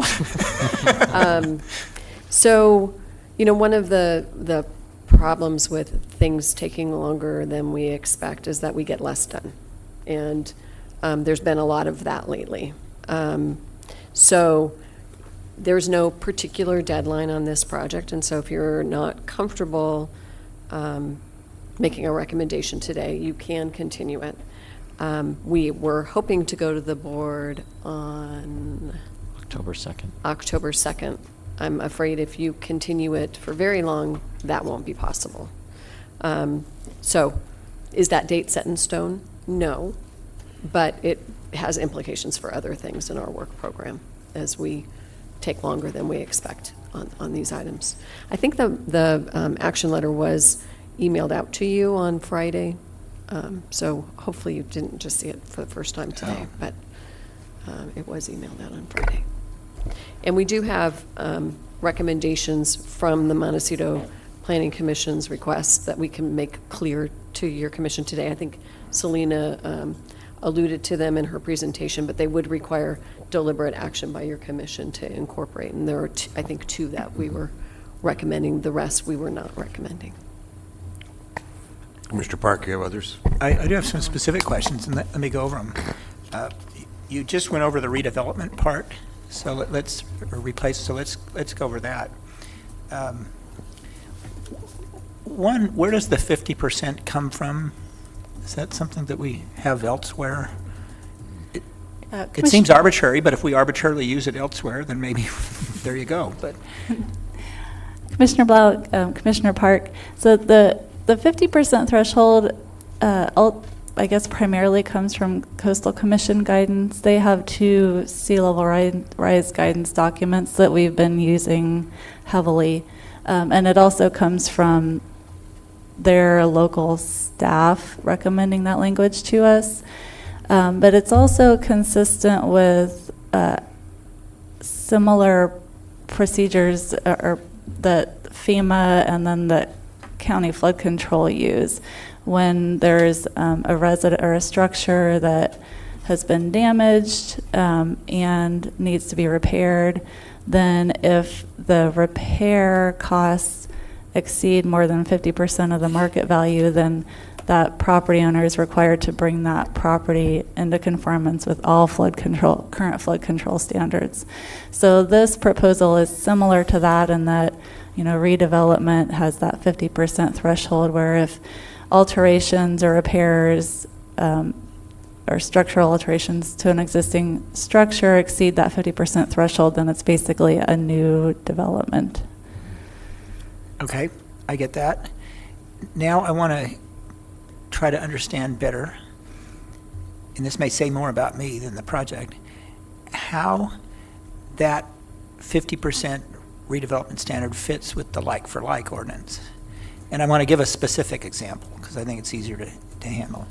I'm aware of a unit, the largest unit at the Casa Blanca along the coast, that's had tremendous revisions the last year or two because they found that the framing was just rotten from exposure to sea air and so forth. I'm not commenting on it's good or bad. This is just what they learned. And so that's a relatively new building, but it's needed a tremendous amount of work on it. That's probably more than 50% replacement under this definition of with regard to roofing and framing and so forth. Now, under these revisions, that would be a tough project because it's so close to the water, it wouldn't meet setback requirements and so on and so forth. So I kind of understand how this ordinance as revised would apply that. But if those folks, I shouldn't use the word lucky, that sounds frivolous, but if something happened that utterly destroyed the building, okay, and they said, well, under the like-for-like ordinance, we get to rebuild at 100%, and it's not going to be subject to these 50% replacement requirements. That seems like a terrible inconsistency. And is this just me, or is this in the ordinance? So, Mr. Chair and Commissioner Park, I'm going to take this one because I was pretty involved in the like-for-like ordinance. So I'm going to try and use an example that where like-for-like actually applies, because for Casablanca, it's located in the appeals jurisdiction, so like-for-like does not apply. So let's move out of the appeals jurisdiction and say we're in... Go upstream a little bit. Yeah. You're probably not going to be in the same hazard zone that we're discussing in the context of this, so I'm not sure that conflict is completely there. I will say, even under the like-for-like rebuild, you have to comply with the current FEMA standards. So I think the FEMA standards are going to be the standards that really control in that situation, not coastal resiliency standards, because they're going to be further away from the coast than is implicated by the coastal resiliency project. So they are required to comply with new standards that are required to comply with current building code requirements, but they can rebuild. They just may need to be more elevated. I don't know if that helps you. It does. Okay. It does. So let me move on to shoreline protective structures. This troubles me also. I get it that for new development, we won't allow shoreline protective structures. For existing development, which is basically any existing structure, because this is a new ordinance, right? Any existing structure all along the coast, yeah, we do allow them as long as you meet these certain strict standards, meaning that the building's already there, well, they are already there, and that you show there's no alternative, and there usually isn't. And it just disturbs me that the way we're revising this makes it seemingly more clear that for existing structures, there is a clear path to go out and get a permit for a shoreline protective structure. And I'd add that there's actually sort of a philosophical anomaly there, for me anyway, in that, if it's an existing structure, well, it can be a non-conforming structure under these standards and all that. And if it's an existing structure, it ought to have an existing protective shoreline device as opposed to putting new protective shoreline devices for old structures, if that makes sense to people. So can you clarify whether or not these changes are actually more likely to lead to protective shoreline structures than what we have now, which is my concern? Commissioner Blau, Commissioner Park, these actually changes to the shoreline protective device policies and then ordinance standards are substantially not any different than what we currently have. We currently don't allow shoreline protective devices for new development. We currently do allow it for existing development, but it's pretty tough to get through our process and then the Coastal Commission's process. And so really the changes to these shoreline protective device policies and standards are to make the language as consistent with California Coastal Act policy as we can, like actually copy verbiage word for word to make sure that we're consistent with Coastal Act policy, and then to clarify that the process and the priorities, like if, first priority is try to design so that you don't need it. Second, for existing development and coastal dependent development.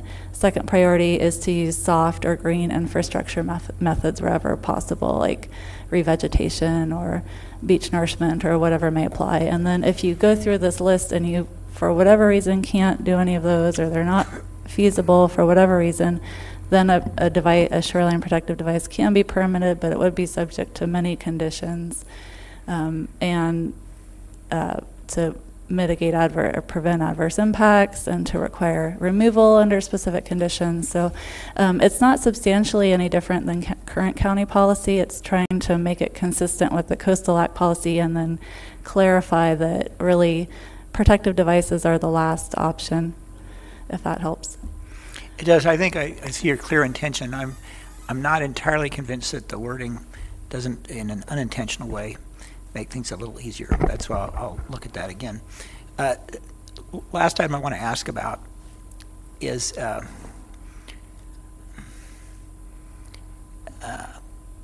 the recreational component of the policy, and where we have public paths to the beach, coastal access. And I think there's a very intelligent statement here that can be impacted, of course, by sea level rise. And I'm kind of groping to understand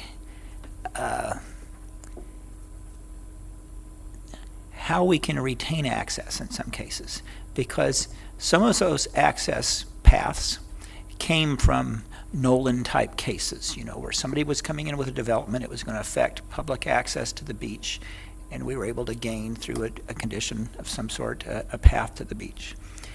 Now, let's say that same development doesn't change at all. Okay, they're satisfied with what they built 50 years ago and doesn't change at all, but sea level rise and erosion causes that coastal pathway to entirely disappear. And now if we want to go in and exact a condition for access, how do we do that? And there's, I don't see anything in this set of policies and an ordinance that addresses that in any way. But it's a problem that I see, because I think we could lose some public access from sea level rise. Can you address that difficult question? Difficult to articulate anyway. Commissioner Park, through the chair, I do understand your question. So, or I think I understand your question. So first, we would address that trying to identify new access ways if existing access ways are lost. We would address that through the permitting process. So we wouldn't, if an existing access way was lost because of sea level rise, but there was no change to the associated development, they're not seeking a permit for anything, then we could work with them. And that's one of the recommended policies, is to work with landowners to seek new public access ways. But as far as kind of Nolan type situations, that would have to be through a permitting process, and there would have to be a clear nexus and all of that.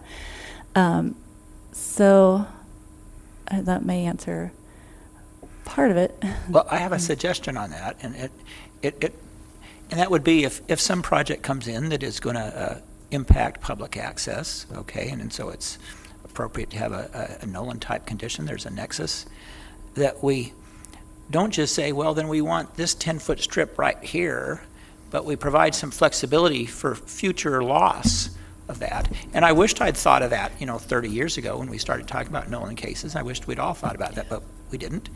But now we can at least do that, and maybe with all the creative people in this room, come up with some way to put that in the ordinance for some of those existing losses that they were sort of continuing impacts, and so we ought to be able to have continuing remedies. But that'll take smarter people than me to figure out. Thank you. Mr. Cooney. Mr. Chair, can I just address that, because I think some of the commissioners will remember a case where we actually did this. On the Paradiso project, we actually had sort of, what were they called, ambulatory easements, or we had an easement corridor essentially, and the intention was to be able to move a bluff top trail back in the event that there was coastal erosion. So I think we have certainly have done that in the past. I think that easement was offered, not exacted. I'm not sure how to get at the replacement of easements when somebody isn't doing anything on their property. I think that one would be a pretty difficult legal challenge. So we do have to comply with the law. So in any of our easement requests. But I think we do and have some examples where we've had some success in getting easements that are move over time. Floating easement, excuse me, floating easement it was. Mr. Bell. I agree with what Diane was saying, and it may be that we don't expressly address that. Clearly in some of the Coastal Commission guidance documents, they do talk about these rolling easements. So if that's something you feel strongly about, it is something you could make a recommendation that we incorporate something more explicit into the policies to address those potential circumstances. Mr. Cooney. Thank you, Mr. Chair. I had a burning question about 20 minutes ago when Mr. Park raised the issue, but what I'm trying to get a handle on is the overall process. We make a recommendation to the Board of Supervisors, whatever it is, whether we agree with Montecito or not, we'll decide. But our recommendation goes to the board. And then we have the indefinite review by the Coastal Commission following the board's action, right? So we're really talking about a pretty long time frame for this review. And, if we're ready to go forward today, fine, but if, as Commissioner Park stated, there's a need for a little more time to look at the issues and do it right, I would certainly support that. Mr. Brown. Thank you. Can you explain to me, because I don't understand why there's a distinction or between the 75 years to the 100 years, why you would choose this, why one would be preferable over another? Is it just because reflection of the Coastal Commission policy of 75 to 100? I mean, why? Can you explain that distinction? Sure. Commissioner Brown, through the chair. So the Coastal Commission guidance documents recommend, 75 to 100 years as a minimum standard. They don't specify one or the other. So staff has been recommending the 75-year because it's consistent with our current policy for bluff top setbacks. We use the 75-year standard. And so we want to be consistent with existing policy where we can. Members of the Montecito Planning Commission recommended 100 years to, and kind of hazard, increase potential safety and reduce potential hazards. Right, I have a question. Mr. Chair, can I just follow up one thing real quickly? I think that when we talk about that subject, there's really two variables to think about and two matters that we would like you to weigh in on. When we go to set the actual coastal hazard area boundaries, there's two things that can affect it. One is the rate of sea level rise. If we have a higher scenario and go with higher sea level rise, then rates of erosion and bluff erosion and flooding will increase quicker than if we go with the lower scenario. So that's one variable that affects the actual calculation and setting of that boundary. The other factor is what Ms. Evelsizer was explaining, is the anticipated lifetime. So if you pick an anticipated lifetime that's lower, that means that you can locate closer to that hazard because the building has to be protected for a shorter period of time. So say 75 years. But if you extend that lifetime out to be 100 years, you then begin looking at the rates of erosion and say, well, how far do I have to set that structure back to protect it for 100 years? And as a result, the structure has to be pushed back farther. So those are two key things that the Montecito Planning Commission weighed in on and had recommendations that differed a bit from staff. But it is a critical, they are critical decisions because they do affect how these play out, and they can have a particular effect on existing structures and whether or not they become non-conforming structures. Because you may have a structure now that conforms with our provisions, but as a result of applications of these new provisions, which provide greater protection in the long run, you may have structures that become non-conforming. And so that's why those two issues, as well as the redevelopment question, are particularly important. I have one question for you. What has been the sea level rise in the last 80 years? Commissioner Blau, last summer we did look at short-term sea level rise in the past 5 years or so, and off the top of my head, I think it was 4 to 5 inches, but I don't have that information with me, and I don't know what it has been over the past 80 years, but we can figure that out. There's a tidal gauge at the Santa Barbara Harbor that we've been using and that's used in the state's guidance, so we can figure that out. It'd be important for me because I'm not convinced that there is sea level rise occurring. I mean, from all the information I've heard over the past 30 years, the sea should have already been 10 or 20 feet higher than it is today. I'm not comfortable that you actually proved to me that there is going to be a sea level rise that would require all these kinds of conditions and procedures that people would have to go through in order to develop property. And I'll be quite honest with you, without that information and proving to me that there has been a 30-inch sea level rise in the past 80 years, which is what you're predicting in the next 80 years, I'm not comfortable putting this forward. Just as another issue, I'm having great difficulty with the 50% threshold as well as Commissioner Park did. I don't get that. It makes no sense to me. I don't care if it's 80%. I mean, if I got 20% left over, I should be able to take my 80% money and go forward and spend it and rebuild the property. But so those are two things that cause me a problem. I also don't quite understand why we are not allowing for protection of the coastline and doing it only if there's no other way to protect the property other than a seawall or some other protection. I don't get why I can't do it on a brand new project or I can't do it on an existing project. Doesn't make sense to me. Those are my comments. Do we have any public comment on this, Commissioner Park? Oh, well, I don't have any slips, but Ms. Citrona, if you want to come forward and if you'll just give us to at the end when you get done. Thank you. Hi, everyone. I'm Rachel Couch with the State Coastal Conservancy. I work here locally in Santa Barbara.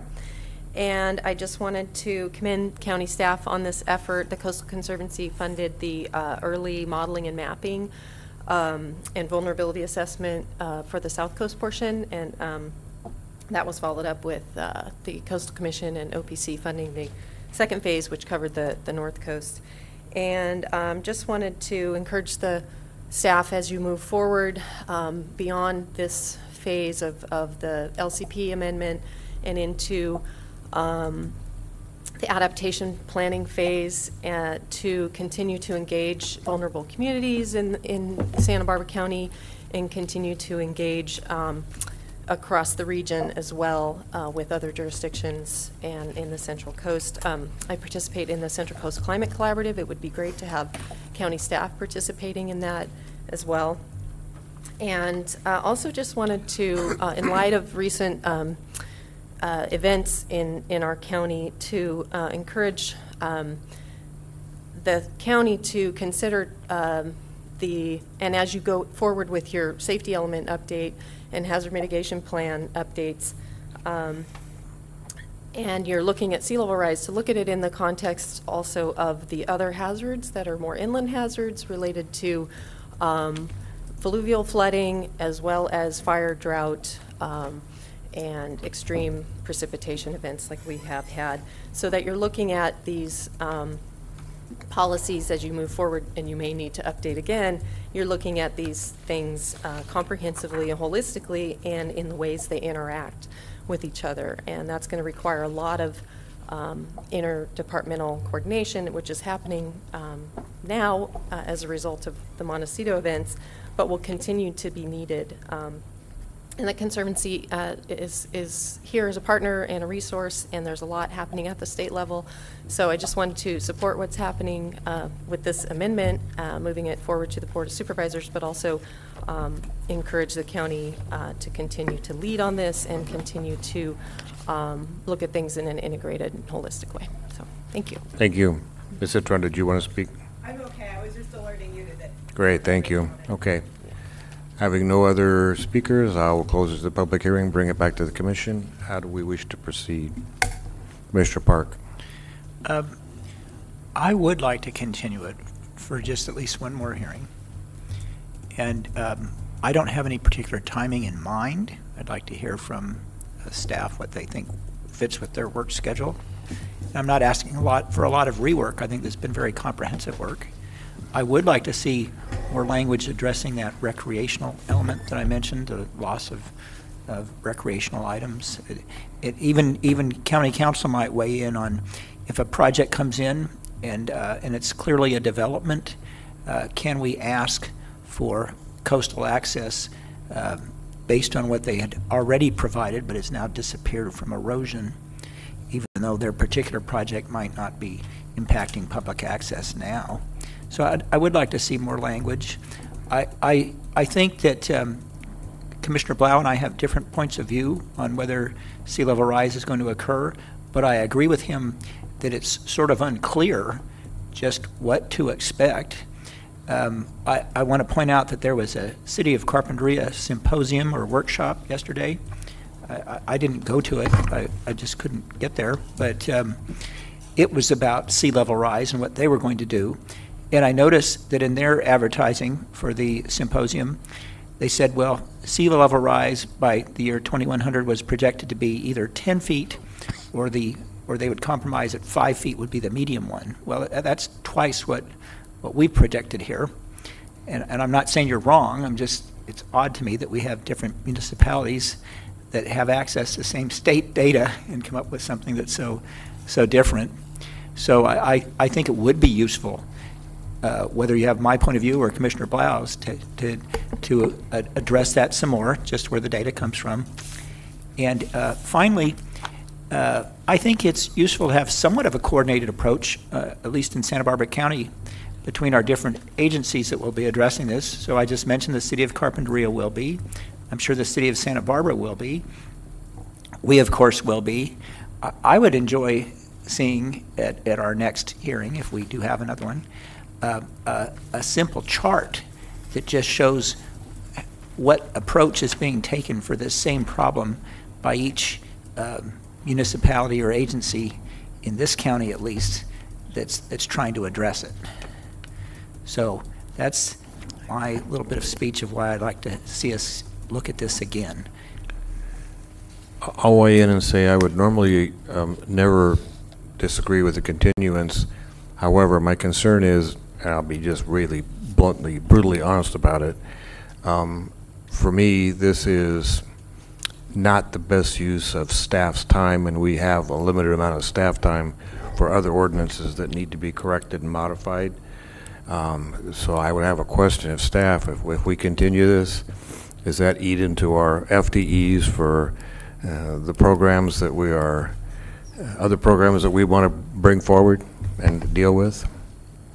And I will also say that I get this, that no matter what we do, it's going to go to the dark, deep hole of the Coastal Commission, and they're going to butcher it to death no matter what we do. I've got great concerns that we've got, like you are, that we've got, you know, it's done one way in Oxnard, it's done one way in the city, and it's done one way someplace else. And then we have FEMA's rules, and we have the California coastal rules.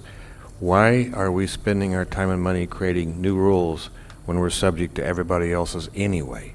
Do we really need to go forward and do this again? I mean, do we need to replicate the rules that FEMA already has, or that the Coastal Commission or the state has?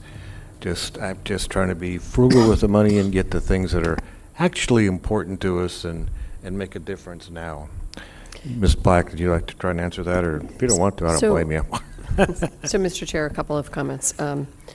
First of all, anytime something takes longer, it takes away from something else. It doesn't take away from new initiatives. It takes away from the work program. So, you know, we have a number of things lined up in our work program that we haven't been able to get to because we haven't gotten through existing projects, and because we're in the process of staffing up the division. Again, we have at this very moment, I think 4 vacancies in long-range planning, some of which are filled but waiting for people to arrive, and some of which are in the process of being filled.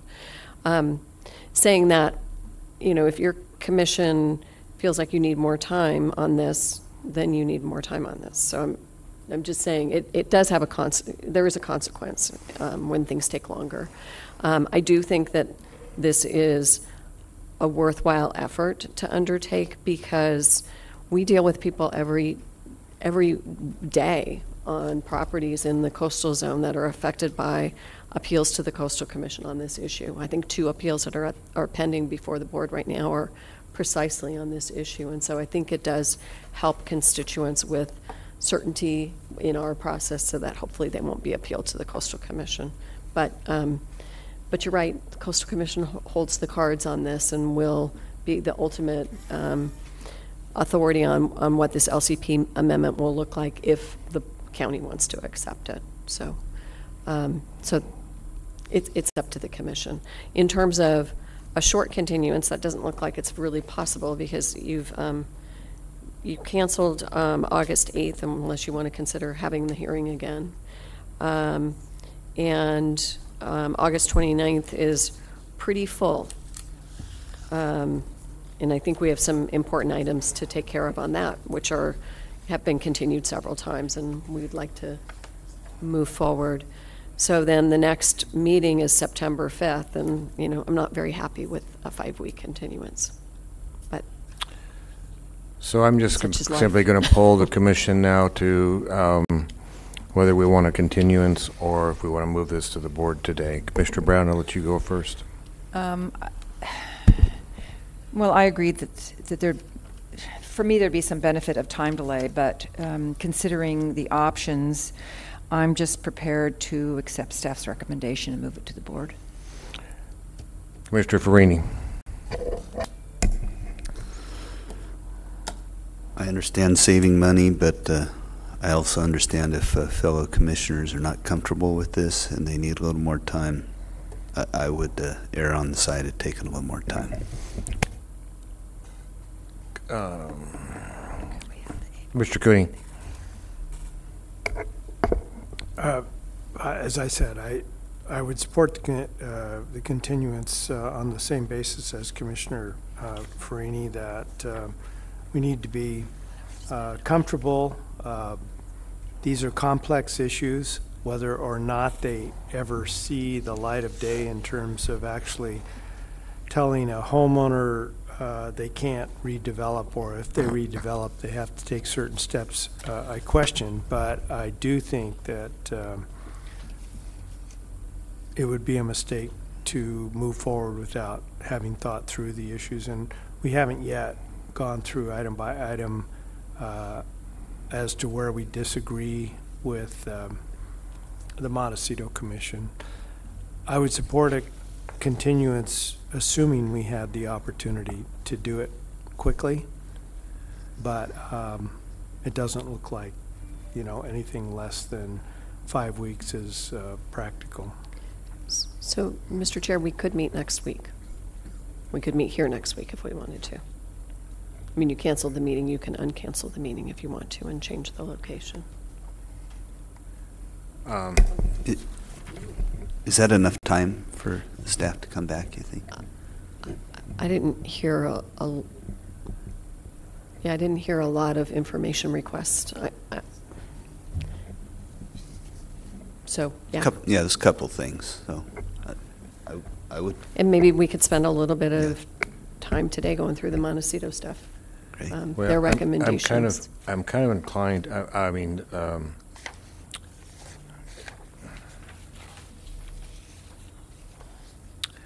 I don't see this taking a long time. If it comes back, there's only a couple of issues. So I'm not certain why we couldn't do it August 29th, to tell you the truth. I don't think this is another half an hour once we address the very few issues that you and Commissioner we have raised. So I would agree to August 29th if we did it then, and understand that we're going to have, you know, maybe a half an hour to deal with it. That's only going to be a 6.5-hour day as we see the projection. Ms. Black, am I wrong about that? Trust me, I will do my best to run the meeting quickly. Well, Mr. Chair, I really don't want to take away from ag employee dwelling, which has been to you, I don't know, 3 times. This might be the 4th, and hoops. So I don't want to not give those projects the attention. And if you think you can do it and you're all committed to stay until we're done, that's fine. But you know, these are estimates and they often take longer. So it's up to your commission. I mean, we'll follow your direction. Mr. Brown, you're up first. Just in looking at our August 29th hearing, I think we might be closer and needing less time than what is anticipated for both hoops and employee dwellings in 3 hours.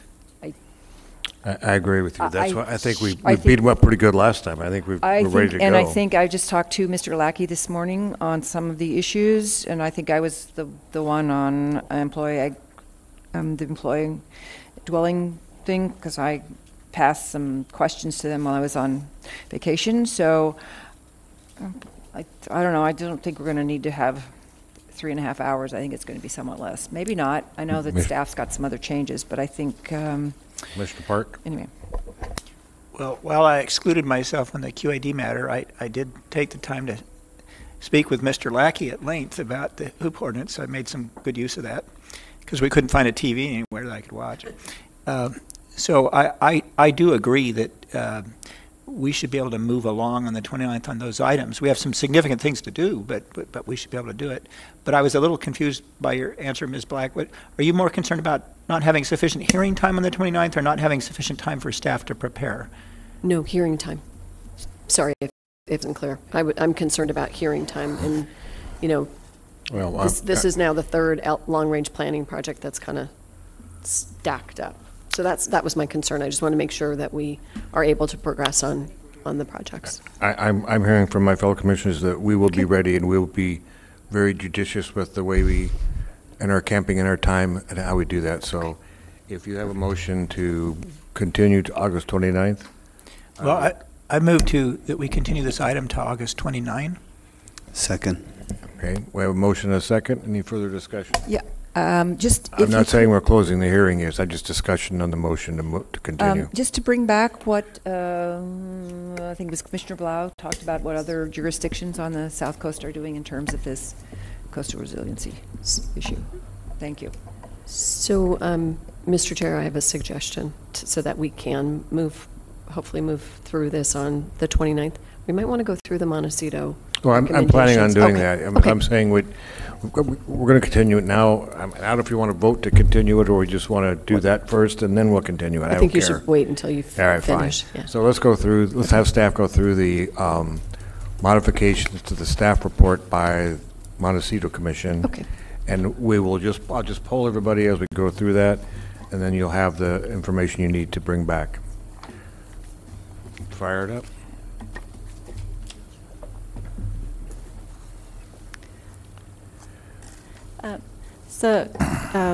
Commissioner Blau and fellow commissioners, regarding the issue about coordination with other cities in our jurisdiction, I've really been working as closely as we can with the other cities throughout this entire process, and I can definitely prepare a chart to show, scenarios and coordination and whatever else might be helpful. But so when we started this project back in 2014, we established a technical stakeholder meeting, and we invited people from the cities, federal and state agencies, nonprofits at each meeting, and we had probably half a dozen of those, as well as all of our public workshops. And the county has been attending all of the coastal resiliency related workshops and conferences here locally, and then some out of town. And I've actually ridden with Santa Barbara City staff to and from meetings and things, and I talk frequently with Santa Barbara City staff after milestones to just get an idea of how things are going on their end, and if there are issues that might apply to both of us. I'd actually just talked to one of the planners last week about their project because they took their LCP to their planning commission to just get an idea of overall topics, and we've been attending other cities' meetings. We wanted to go to the Carpinteria one, but I had training and just being short-staffed and everything couldn't do it. But so we've been really working closely with the cities and Goleta and UCSB and everyone as closely as we can, and because we're all kind of in this together and figuring it out all at the same time, and working with Coastal Commission staff as well, our local staff. So, but I'm happy to provide more information.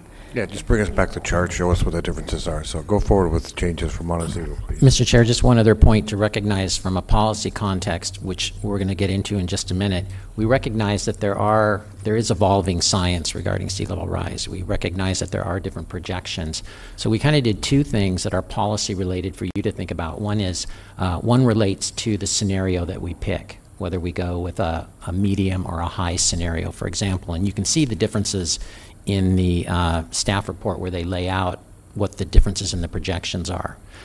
We were recommending going with the medium one simply because it seems to be more kind of middle of the road. We recognize that things may change, so we also added a policy that requires us to basically check the efficacy of the modeling that we're using in a 5-year period. And if things are changing, that is, things are not happening as quickly as we thought, or they're happening quicker, then we can make an adjustment there. So just again, kind of trying to fit all these different pieces together and fit it into the context of the policies and the regulations, I think is something that may help you as we go through the Montecito Planning Commission's recommendations. So I'm understanding that the Montecito wanted to use the higher and you want to use the medium. Is that the difference? That is correct. Okay, so I'm going to poll the commission right now. Do we want to agree with the staff and do the medium, or do you want Montecito and go with the high? Commissioner Brown, your choice. No, I don't know. I don't know that I can tell you at this moment. Okay. Commissioner Farini. Thank you, Mr. Bell, for that explanation. It's helpful in making the decision. I think we can go with staff's recommendation because we can always come back as things change. Commissioner Park? I'll be a contrarian here. I don't think it matters that much because these are legal standards of how you process development and so forth, and whether it rises 30 inches or 60 inches or 600 inches, you could use the same standard. So I think that you've settled on the most logical one. I'd continue to use what staff has recommended. Commissioner Cooney? I agree. And I do too. So we'll use the medium one. Thank you. Next, Commissioner Brown, do you have Can I more? just make a statement? Just it was helpful to hear what, considering you're going to look at this over time, every 5 years, the numbers are going to change. So how sort of we set today might be totally immaterial, right? I mean, the numbers may increase or not be affected. So just go along with the majority. Okay, medium it is. Next issue, please.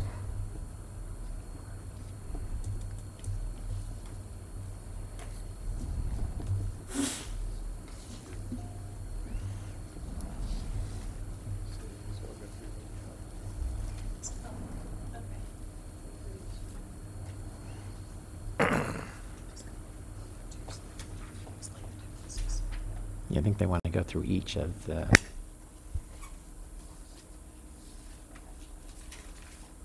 So the next topic would be the lifetime of development, the 75-year versus 100-year standard for residential and commercial development. Yeah. I'll just weigh in and say, I think most things we are building today have a much longer lifespan than we did 50 years ago. So if I were to choose one, I would do the longer period of time, because I do think the structures we build today have a much longer lifetime. Even, you know, it's amazing to me how many houses that I see that are 60 years old or 70 years old and they look brand new. And I know that the building codes in the last 10 years have changed dramatically to where they're going to last even longer, and we're getting building materials that last longer. So if I have to err, I'd have to err on the 100-year side. Commissioner Brown, you want to weigh in? You know, it's interesting you say that. I was visiting a project in the 2nd District, and the house was just partially built, and I was inside, and I'm going, this house is going to last 100 years. The way it's built, I mean, it felt like it was almost overbuilt. The standards for it and everything that was in it and what they had done and the structural improvements. I live in a house that's 57 years old, and if we don't have an earthquake, it'll probably be there another 30 years. So I'm okay with 100. Mr. Farini. That's fine. Mr. Park.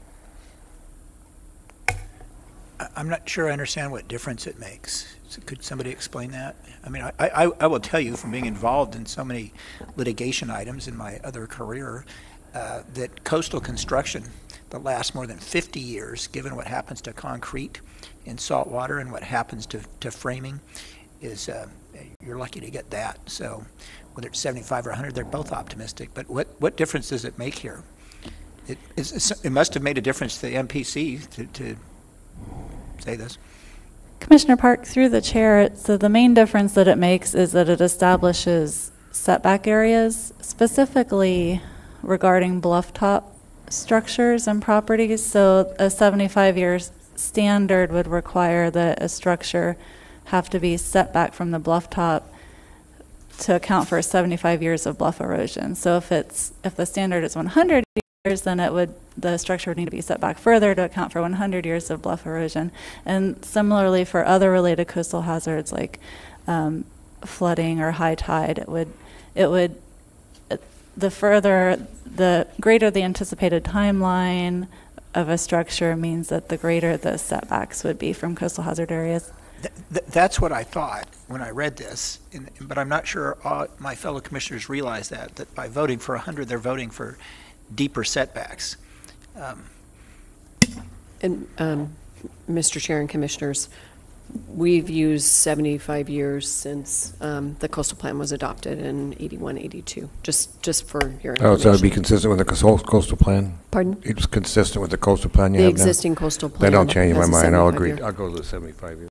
Can I just ask, you indicated that the Coastal Act says 75 to 100 years? Is that? No, it's, sorry, or some other document. Commissioner Brown, through the chair, it's the Coastal Commission's guidance, their sea level rise guidance 75 documents. to 100. Yeah, the Coastal Act doesn't specify. That's fine, I don't care.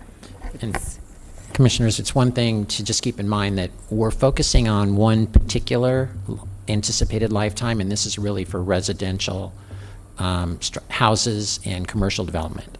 We do have a policy that lists shorter time frames for other types of developments, and in one case, a longer time frame for infrastructure.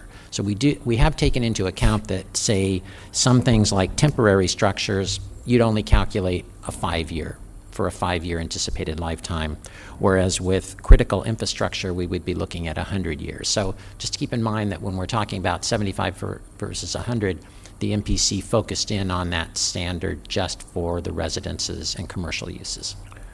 I'll just say, based on that, Commissioner Park's comments, that I will go with staff's recommendations would be my preference.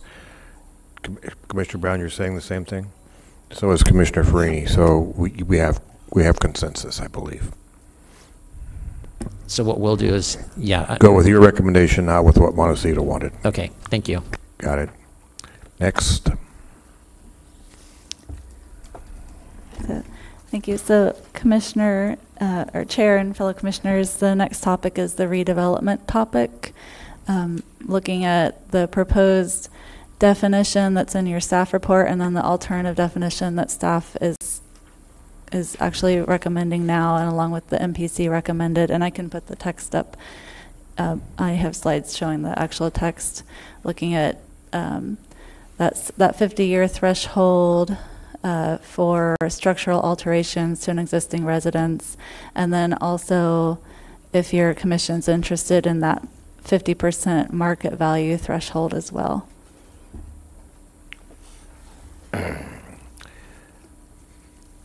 You know, I have a real tough time with the 50% market value because that can be such a subjective determination.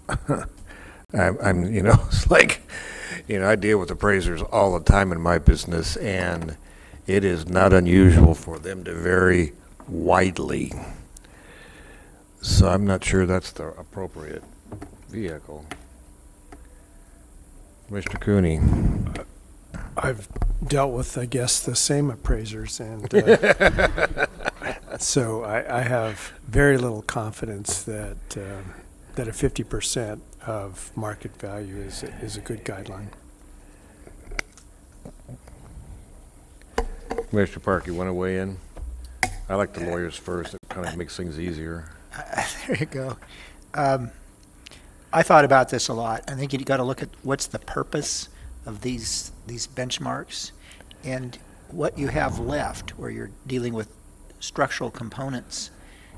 You know, there's a purpose to talking about that, because it goes to how long this thing's going to last there next to the ocean. So that's functional. When you're talking about market value, somebody might come in to do a lot of interior design work and fancy paintings and this and that. It has nothing to do with the structural life of the thing, but it suddenly triggers this because they wanted to put in mahogany on the stairway instead of walnut. So I think that the market value thing doesn't really work very well. But I also, on the original formulation here on 50%, there were some ambiguities I saw. And this replacement language that's in the MPC letter on page 3 is a little longer, but it's more precise and less ambiguous, so I do like that. So maybe you could come up with something at the next hearing that doesn't talk about 50% market value, some other trigger that allows that. I get it. I think that's what the Montecito Planning Commission language has. So you might want to look at page 3 of the action letter, because we were actually recommending that we use this instead of the page 3 at the very top, where it says redevelopment, and then what follows is a 4-point definition.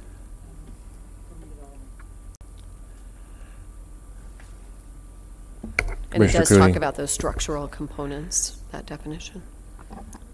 I thought where staff changed its recommendation to address the issues raised by the Montecito Planning Commission, both made sense. So okay. I don't think we need to spend more time. Okay, I think we have consensus on that as issue. So the Montecito Planning Commission recommended. Yes, Mr. Definition. Caprini, something different. Well, just being a little picky here. So 50% or more, this is item 3 of the roof, structural elements of the roof. So I'm a little worried about that, because just a roof is the protection part of. How about we say 50% of the building envelope? Yeah. You know, it's kind of like, the problem with the market value is you have to separate the building from the land. There's nothing in here on market value. I understand that, but I agree with Commissioner Freedy, just the roof itself is not 50% of the structure. Let me give an example. So my neighbor's house, he bought the house. It's a 30-year-old house. The roof had not been properly maintained. They had to go in and tear off all of the sheeting, tear everything off on the whole roof since he was there. And I think that would put anybody in a problem. That's only a 30-year house too. So That's where the roofing thing really concerns me. Yeah. I think that's a normal recurring replacement. So Mr. Chair and Commissioners, we're not talking about replacing roofs. We're talking about the structural elements of the roof. So which is the really plywood diff- sheeting that goes on is there for structure. It's That's not what we're talking So about. what do you mean then? You mean The supports. the struts? Yeah. The, Well, no, but that's what he's talking about. The trusses, no. If you have a roof that seriously leaves get damaged, it's going to damage the rafters. It's going to damage the purlins. It's going to damage the ties. You know, no. I agree.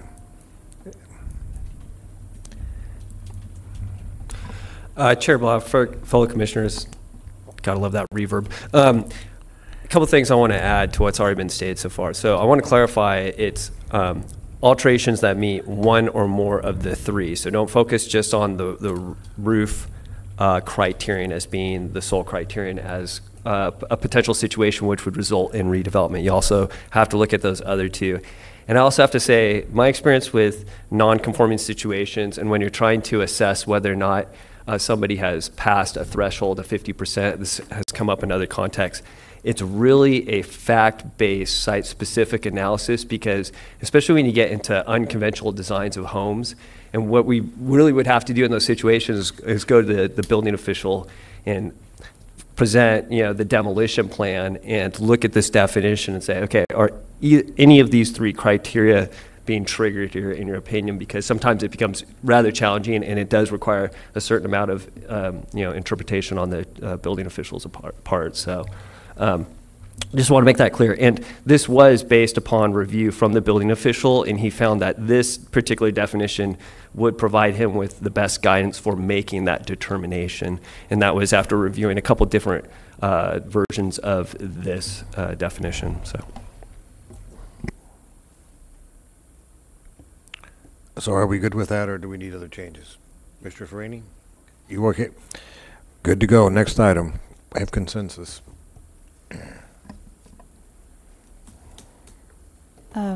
Commissioner Blau and fellow commissioners, the last item was regarding the like-for-like ordinance, but I feel like that was discussed satisfactorily, but if not.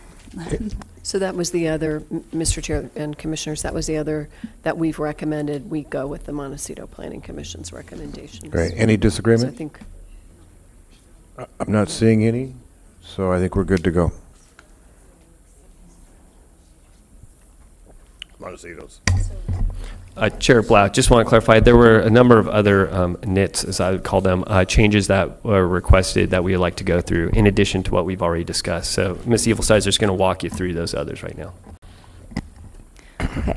Commissioner Blau and fellow commissioners, starting on page 2 of the Montecito Planning Commission's action letter. So global revisions throughout both the Coastal Land Use Plan and Article 2. The first recommendation was to modify instances where it said all new development and redevelopment would read as all development throughout the entire amendment. Oh, staff recommends the MPC's recommendation to change it to all development. I'm seeing consensus, no or not? We're fine. Okay. So number 2, yes, we have resolved. Number 3 is a kind of a change in language, so to clearly say adverse impact throughout the LCP amendment, where we say effect or impact, and staff concurred with that recommendation as well. Yes. Okay. And number 4, to reconcile use of the phrases as possible and as feasible to ensure consistency, and staff recommended with that recommendation as well, or concurred with that. We're good to go there? Okay. And number 5 is the proposed redevelopment definition, which staff recommended, MPC's concurred with MPC's recommendation. And so that would apply in both the Coastal Land Use Plan and the Coastal Zoning Ordinance definitions. And then the next section is revisions to the coastal land use plan only. So number 1, MPC's recommendation was to revise text to policy 3-3, and staff concurred basically to the policy would require the county to encourage and work with property owners to develop responses to coastal hazards before they occur where possible, instead of waiting for emergency conditions. And yes, the staff is recommending this change. I'm not understanding this. So you're favoring that deletion? I thought you just described a reason to keep that language. So the MPC felt like that language was confusing and necessary, that the county shall work with and encourage property owners to develop responses to hazards regardless of potential or emergency conditions or not. And staff was fine with it. Well, actually, Chair Blau, Commissioner Park, the intent in adding that language was to make sure that we're planning for these events prior to them actually occurring, and we're not in an emergency response situation and then having to react rather than be in a preventative role. The Montecito Planning Commission, and I got to be perfectly honest, I don't understand their confusion, but they felt that this was rather vague or could be misinterpreted in a way where we would not be doing adequate planning for these types of hazards. So the Montecito Planning Commission recommended this. It's my opinion that actually it is actually a good addition because it makes it clear we're working to prevent emergency situations from happening. We're not going to react to them, and the whole point of this project is to avoid emergency conditions arising in the first place. Let me join in that, because I agree with you, Mr. Clement, because if we look at some examples, some of our worst examples that we have to deal with are we have emergency structures that go in, like those rocks that one sees, those giant rocks as you walk from Summerlin down to Carpinteria. Okay, those were emergency structures, and they're going to be there forever. And every time we have a project come up along those rocks, whether it's Casablanca or Sandyland Lane or any of those, we're always talking about them. And if we can avoid that kind of situation in the future, we should. Same thing at Goleta Beach. So I like that language. Mr. Chair, Commissioners, I think in part the Montecito Planning Commission didn't disagree with that. I think that, quite frankly, the way this last clause is inserted and written, it just doesn't make that clear. It's kind of like a hanging provision there that you don't quite know where it fits in. And I think that's what part of their confusion was. And staff said, well, maybe we eliminate that to make it a little clearer.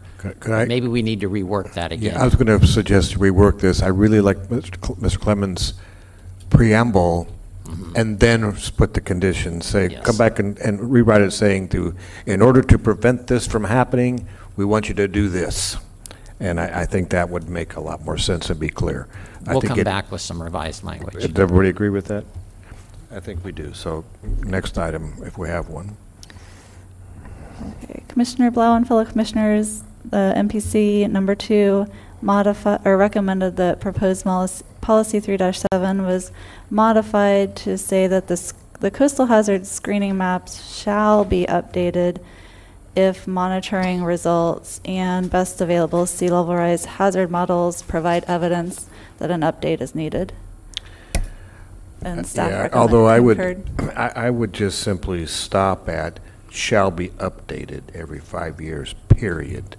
I don't think it needs to have any triggers other than the calendar.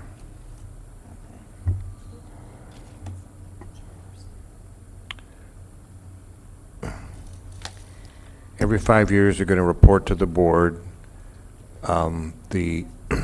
the results of your monitoring, and they can then decide under the work program if additional action is necessary. But we don't need it to say, that if it results in, who decides it results in. Just report to the board what the monitoring is, let them decide whether or not any further action is required. So, Mr. Chair, I think you're proposing that we just have the first sentence. Correct. Of that policy, Yes. just for clarity. It just makes it real clear. Mark at the calendar. Come back. No, the way it says here, it says, if monitoring results provide update as needed. Then somebody has to decide those thresholds. Right. And we don't have those. We So don't have those. So if let's we just just report- revisit it every 5 years. Just report to the board what the result of the monitoring was, and if, yeah. Everybody agree? We all agree. Wait, if you simply delete the second sentence, then you get rid of anything about updating the sea level rise coastal hazard screening map, which is the tool the public's going to look for. So no, I would not delete that second sentence. Oh, I see what you said. Well,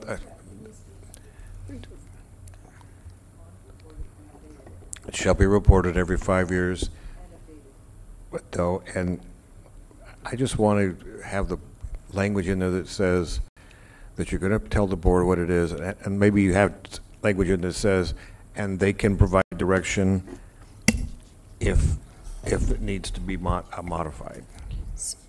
So, Mr. Chair, I think you should just go back to the original with may, because if you have shall in there, it's saying somebody has to make a decision that it's warranted and then you have to do it. If you just say may, there's a bit more discretion on the board's part.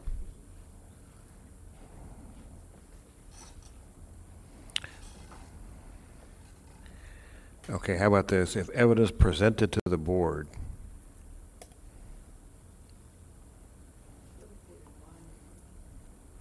that an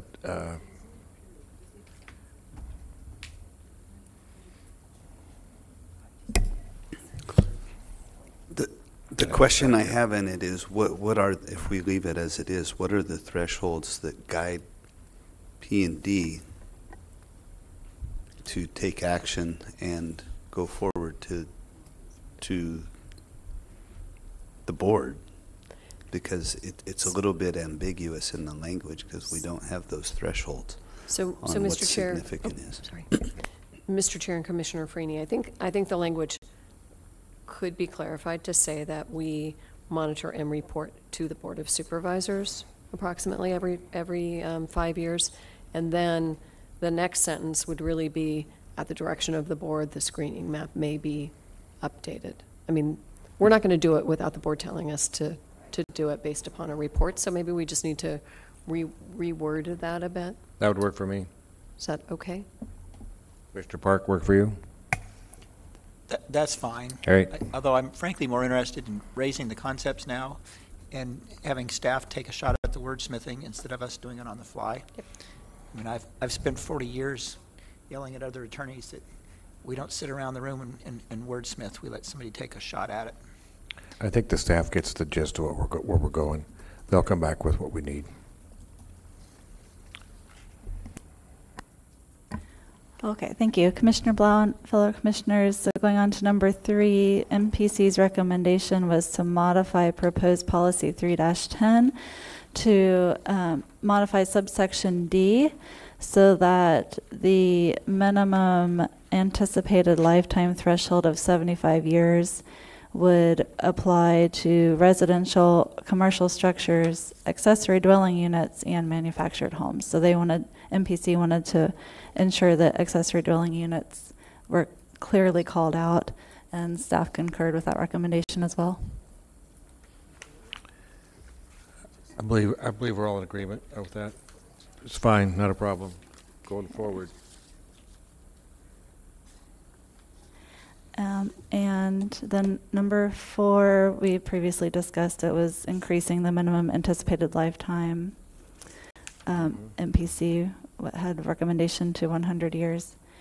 And then number 5, MPC recommended modifying proposed policy 3 to remove that language that's struck out there, just to clearly say that development within coastal hazard areas shall be removed and the affected area restored at the applicant or property owner's expense if the structures are designated as unsafe, period.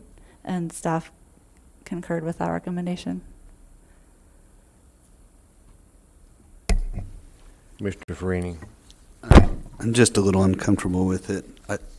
On removing all of that language, if it said as unsafe for occupation, I think that would be raise my level of comfort. Mr. Park. Okay, I'm the lawyer that likes to pick this stuff apart and think about what would I do 10 years down the road if I'm representing somebody. And I like the original language because I would hate to be that property owner that says, somebody came by and said that this is unsafe because, I don't know, there's too many birds nesting in the gutters. And that means that it has to be removed under this ordinance. I mean, really, you remove it under this ordinance, it's a coastal hazards ordinance, because it's unsafe due to coastal hazards. So I like it for occupation or use due to coastal hazards. If you take that out, that means whenever, I guess, who would the staff person be? It'd be in zoning enforcement or something, comes by, gets a complaint, that place is unsafe. They drink too much beer there, so remove it.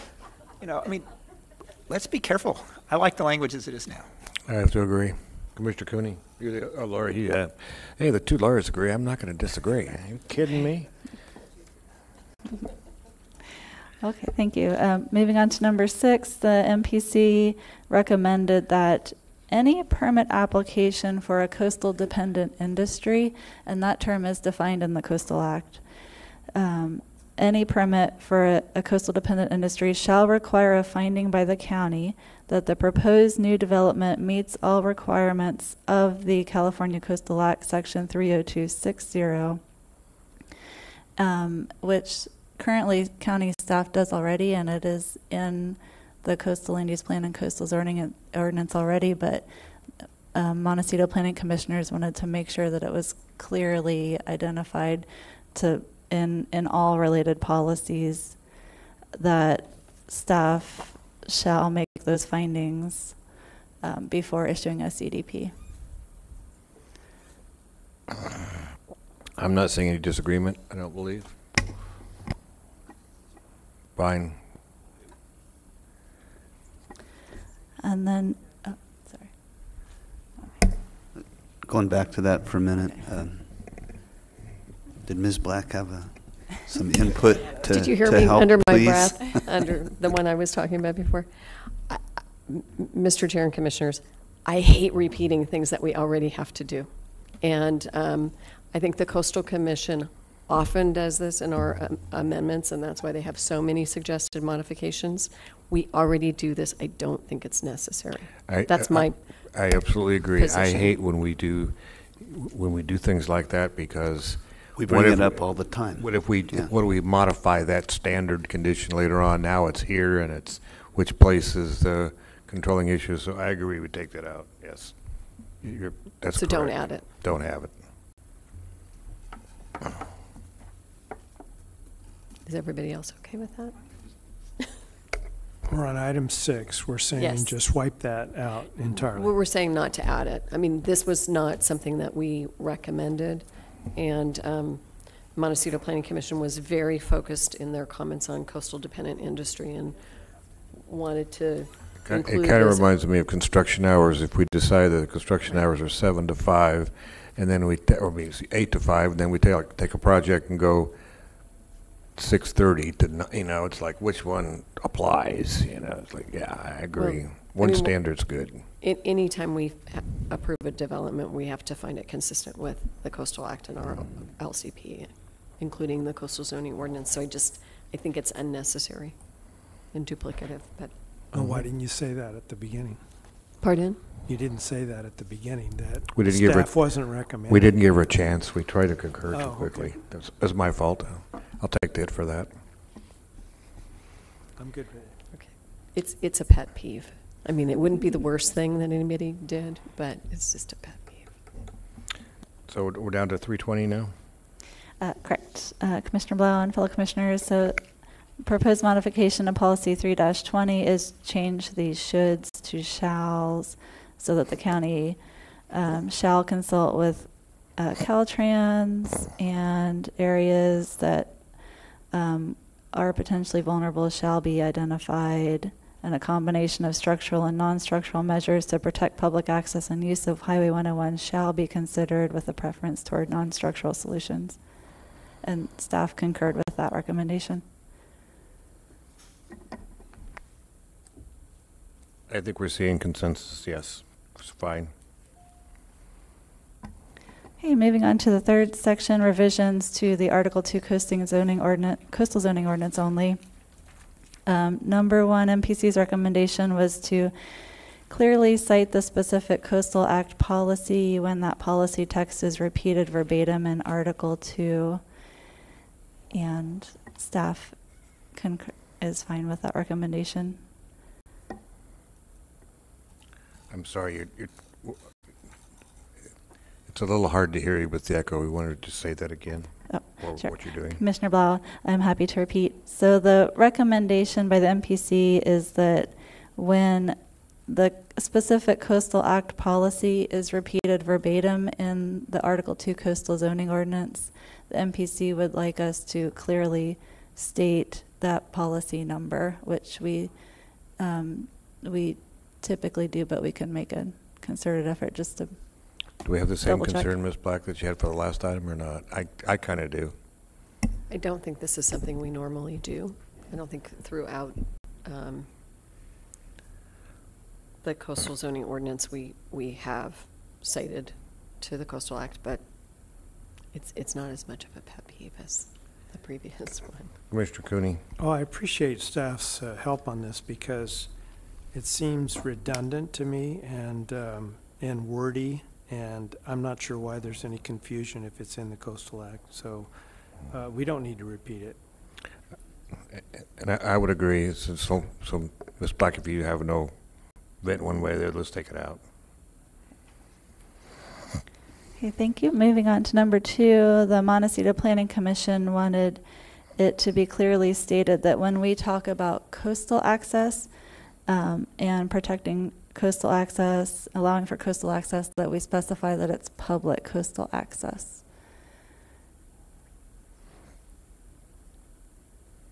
It sounds like it's okay. And number 3 is just tweaking the name of the title so that it should be reasonable economic use to be consistent with the policy text in that section. And staff concurs with that.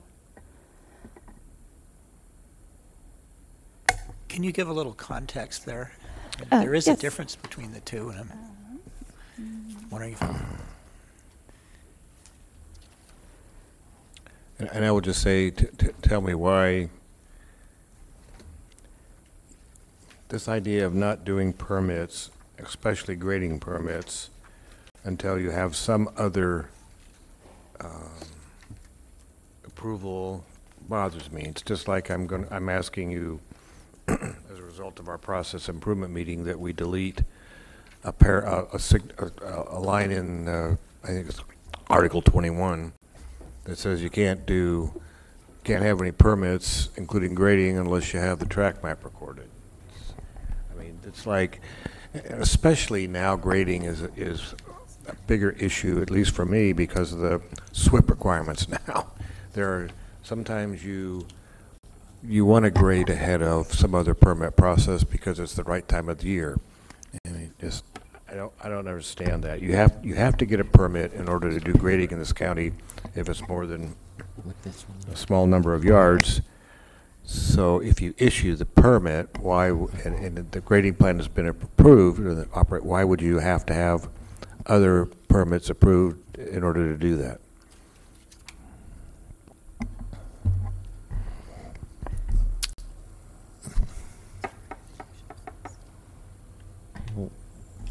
Well, Chair, first of all, maybe we can take these just in the order. One is there was a question about the difference between economic viability or economically viable use and reasonable economic use that Commissioner Park had raised. So if you go to, I think this is a simple clarification, if you go to Exhibit 2 on page 1, under Section 1, we have a provision that states where full compliance with all LCP policies and standards, including setbacks for coastal hazards would preclude all reasonable economic use. So we use that term in that, but if you go to the introduction there, we actually title the section as economically viable use. So the MPC was saying, well, shouldn't we use consistent terminology there? So they're just simply, in that particular case, suggesting that we use one term versus the other, and I think staff recommended using just reasonable economic use in both the text and in the title of that section. So that's a simple clarification for consistent phrasing. I think that makes sense because you use it in the text. So to introduce a still different term that's not used anywhere in the text, in the title, it means that somebody later is going to say, well, there's some meaning in this, otherwise you wouldn't have done it, and then they'll argue with you what the meaning is, and viable and reasonable are just different. So that's a good change. Yeah, I agree. I'm sorry I jumped ahead a little bit. I went the wrong one. All right. Now we're at number 4, am I correct? Okay, thank you. Okay. Commissioner Blau and fellow commissioners. So number 4 is the MPC recommended to modify section 35-154 of the coastal zoning ordinance. And this is actually the same topic that was in number 6 above regarding coastal dependent industries. So the MPC recommended that we clearly say that permits for development shall meet all of the requirements of Public Resources Code Section 30260 of the Coastal Act before a permit is issued. So it's, and then it's really just kind of reorganizing the text in there. It doesn't make any other changes to that policy or to that standard. So for the same. I mean, Diane, go ahead. Ms. Um, Black. For the same reasons that I recommended you not do it in the above policy, I just recommend we not make this change. I also don't really think it's related to this coastal resiliency project. Yeah. I agree. Okay. Everybody else agree? Yes, we all agree. Okay. Thank you. Moving on to number 5, the MPC recommended that we modify section 35-162 of the coastal zoning ordinance, nonconforming building and structures, to state that any eligible restoration or replacement activities would be subject to the like-for-like rebuild amendment and the associated de minimis waiver procedures. In that case where the coastal resiliency project and the like-for-like ordinances would both apply, then MPC recommended that the like-for-like ordinance would be the standard used. Right. So I think this one you already agreed to make that change. Correct. And then finally, the MPC recommended that we modify section 35-172 for shoreline protective devices so that a permitted device does not result in the loss of public trust lands or public beach access. And staff concurred with that recommendation.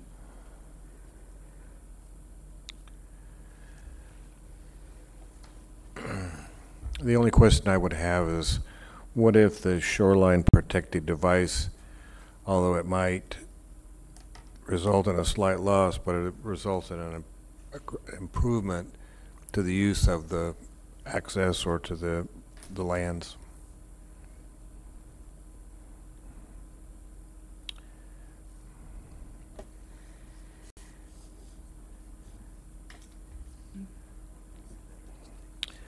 Would not result in a degradation of public lands or public beach access would be a word I would prefer.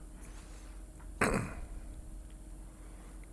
mean, if I put up some device that it lessens the area by a few square feet, but yet makes it much more usable for the public, is that not something that you want to have happen?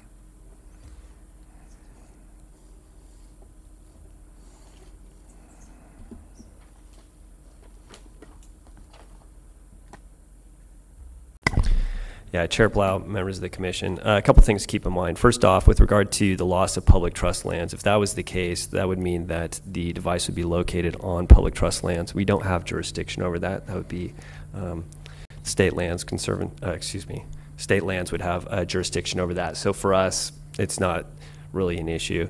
There is a little bit of concern with regard to the public beach access because this would be an absolute, and what we'd prefer is to have something that allows us to evaluate trade-offs between the various Coastal Act policies using the rather minimal guidance that the Coastal Act provides, rather than having an absolute that says, okay, you're going to be taking away public access, therefore thou shalt not have a shoreline protective device. That may be, and this is ultimately a policy call, but that would be fairly extreme. But I think it is worthwhile to have some flexibility to weigh those competing values in that situation and not have it absolute. So I'm saying, are you saying that if we can cross out the words public trust lands and replace that word with the degradation of public beach access or area, right? Mr. Chair, this might be one we want to look at and come back to you, because I'm not looking at this section and of the ordinances. I'm not looking at it in context. And I went back to policy 3-4, which I think is what this is intended to implement in the zoning ordinance. And I think we just need to look at it and see what makes sense. Please do. Is that okay? That'd be great. Okay. Yep. Thank you. Those are all of the MPC's recommendations. Okay. Any further comments from the commission? I believe we are ready for the motion for the continuance. Does staff agree? I'm getting nods. Commissioner Park. Now we're voting, correct? Because I already made the motion, so. Oh, that's correct, you did. We just need to vote on it. That's motion and a correct. second. Thank you. So Mr. Villalobos, please. I'll do for the roll call. Commissioner Park. Aye. Commissioner Cooney. Aye. Commissioner Farini. Aye. Commissioner Brown. Aye. Chair Blau. Aye. Motion passes 5-0. I have one more item I want to bring up, just for fun, and it's not, I've been apprised that Commissioner Cooney will likely not be here September the 5th. So I'd like to get staff to move September 5th item to September 12th, unless there's a reason that time sensitive, that we can't do that.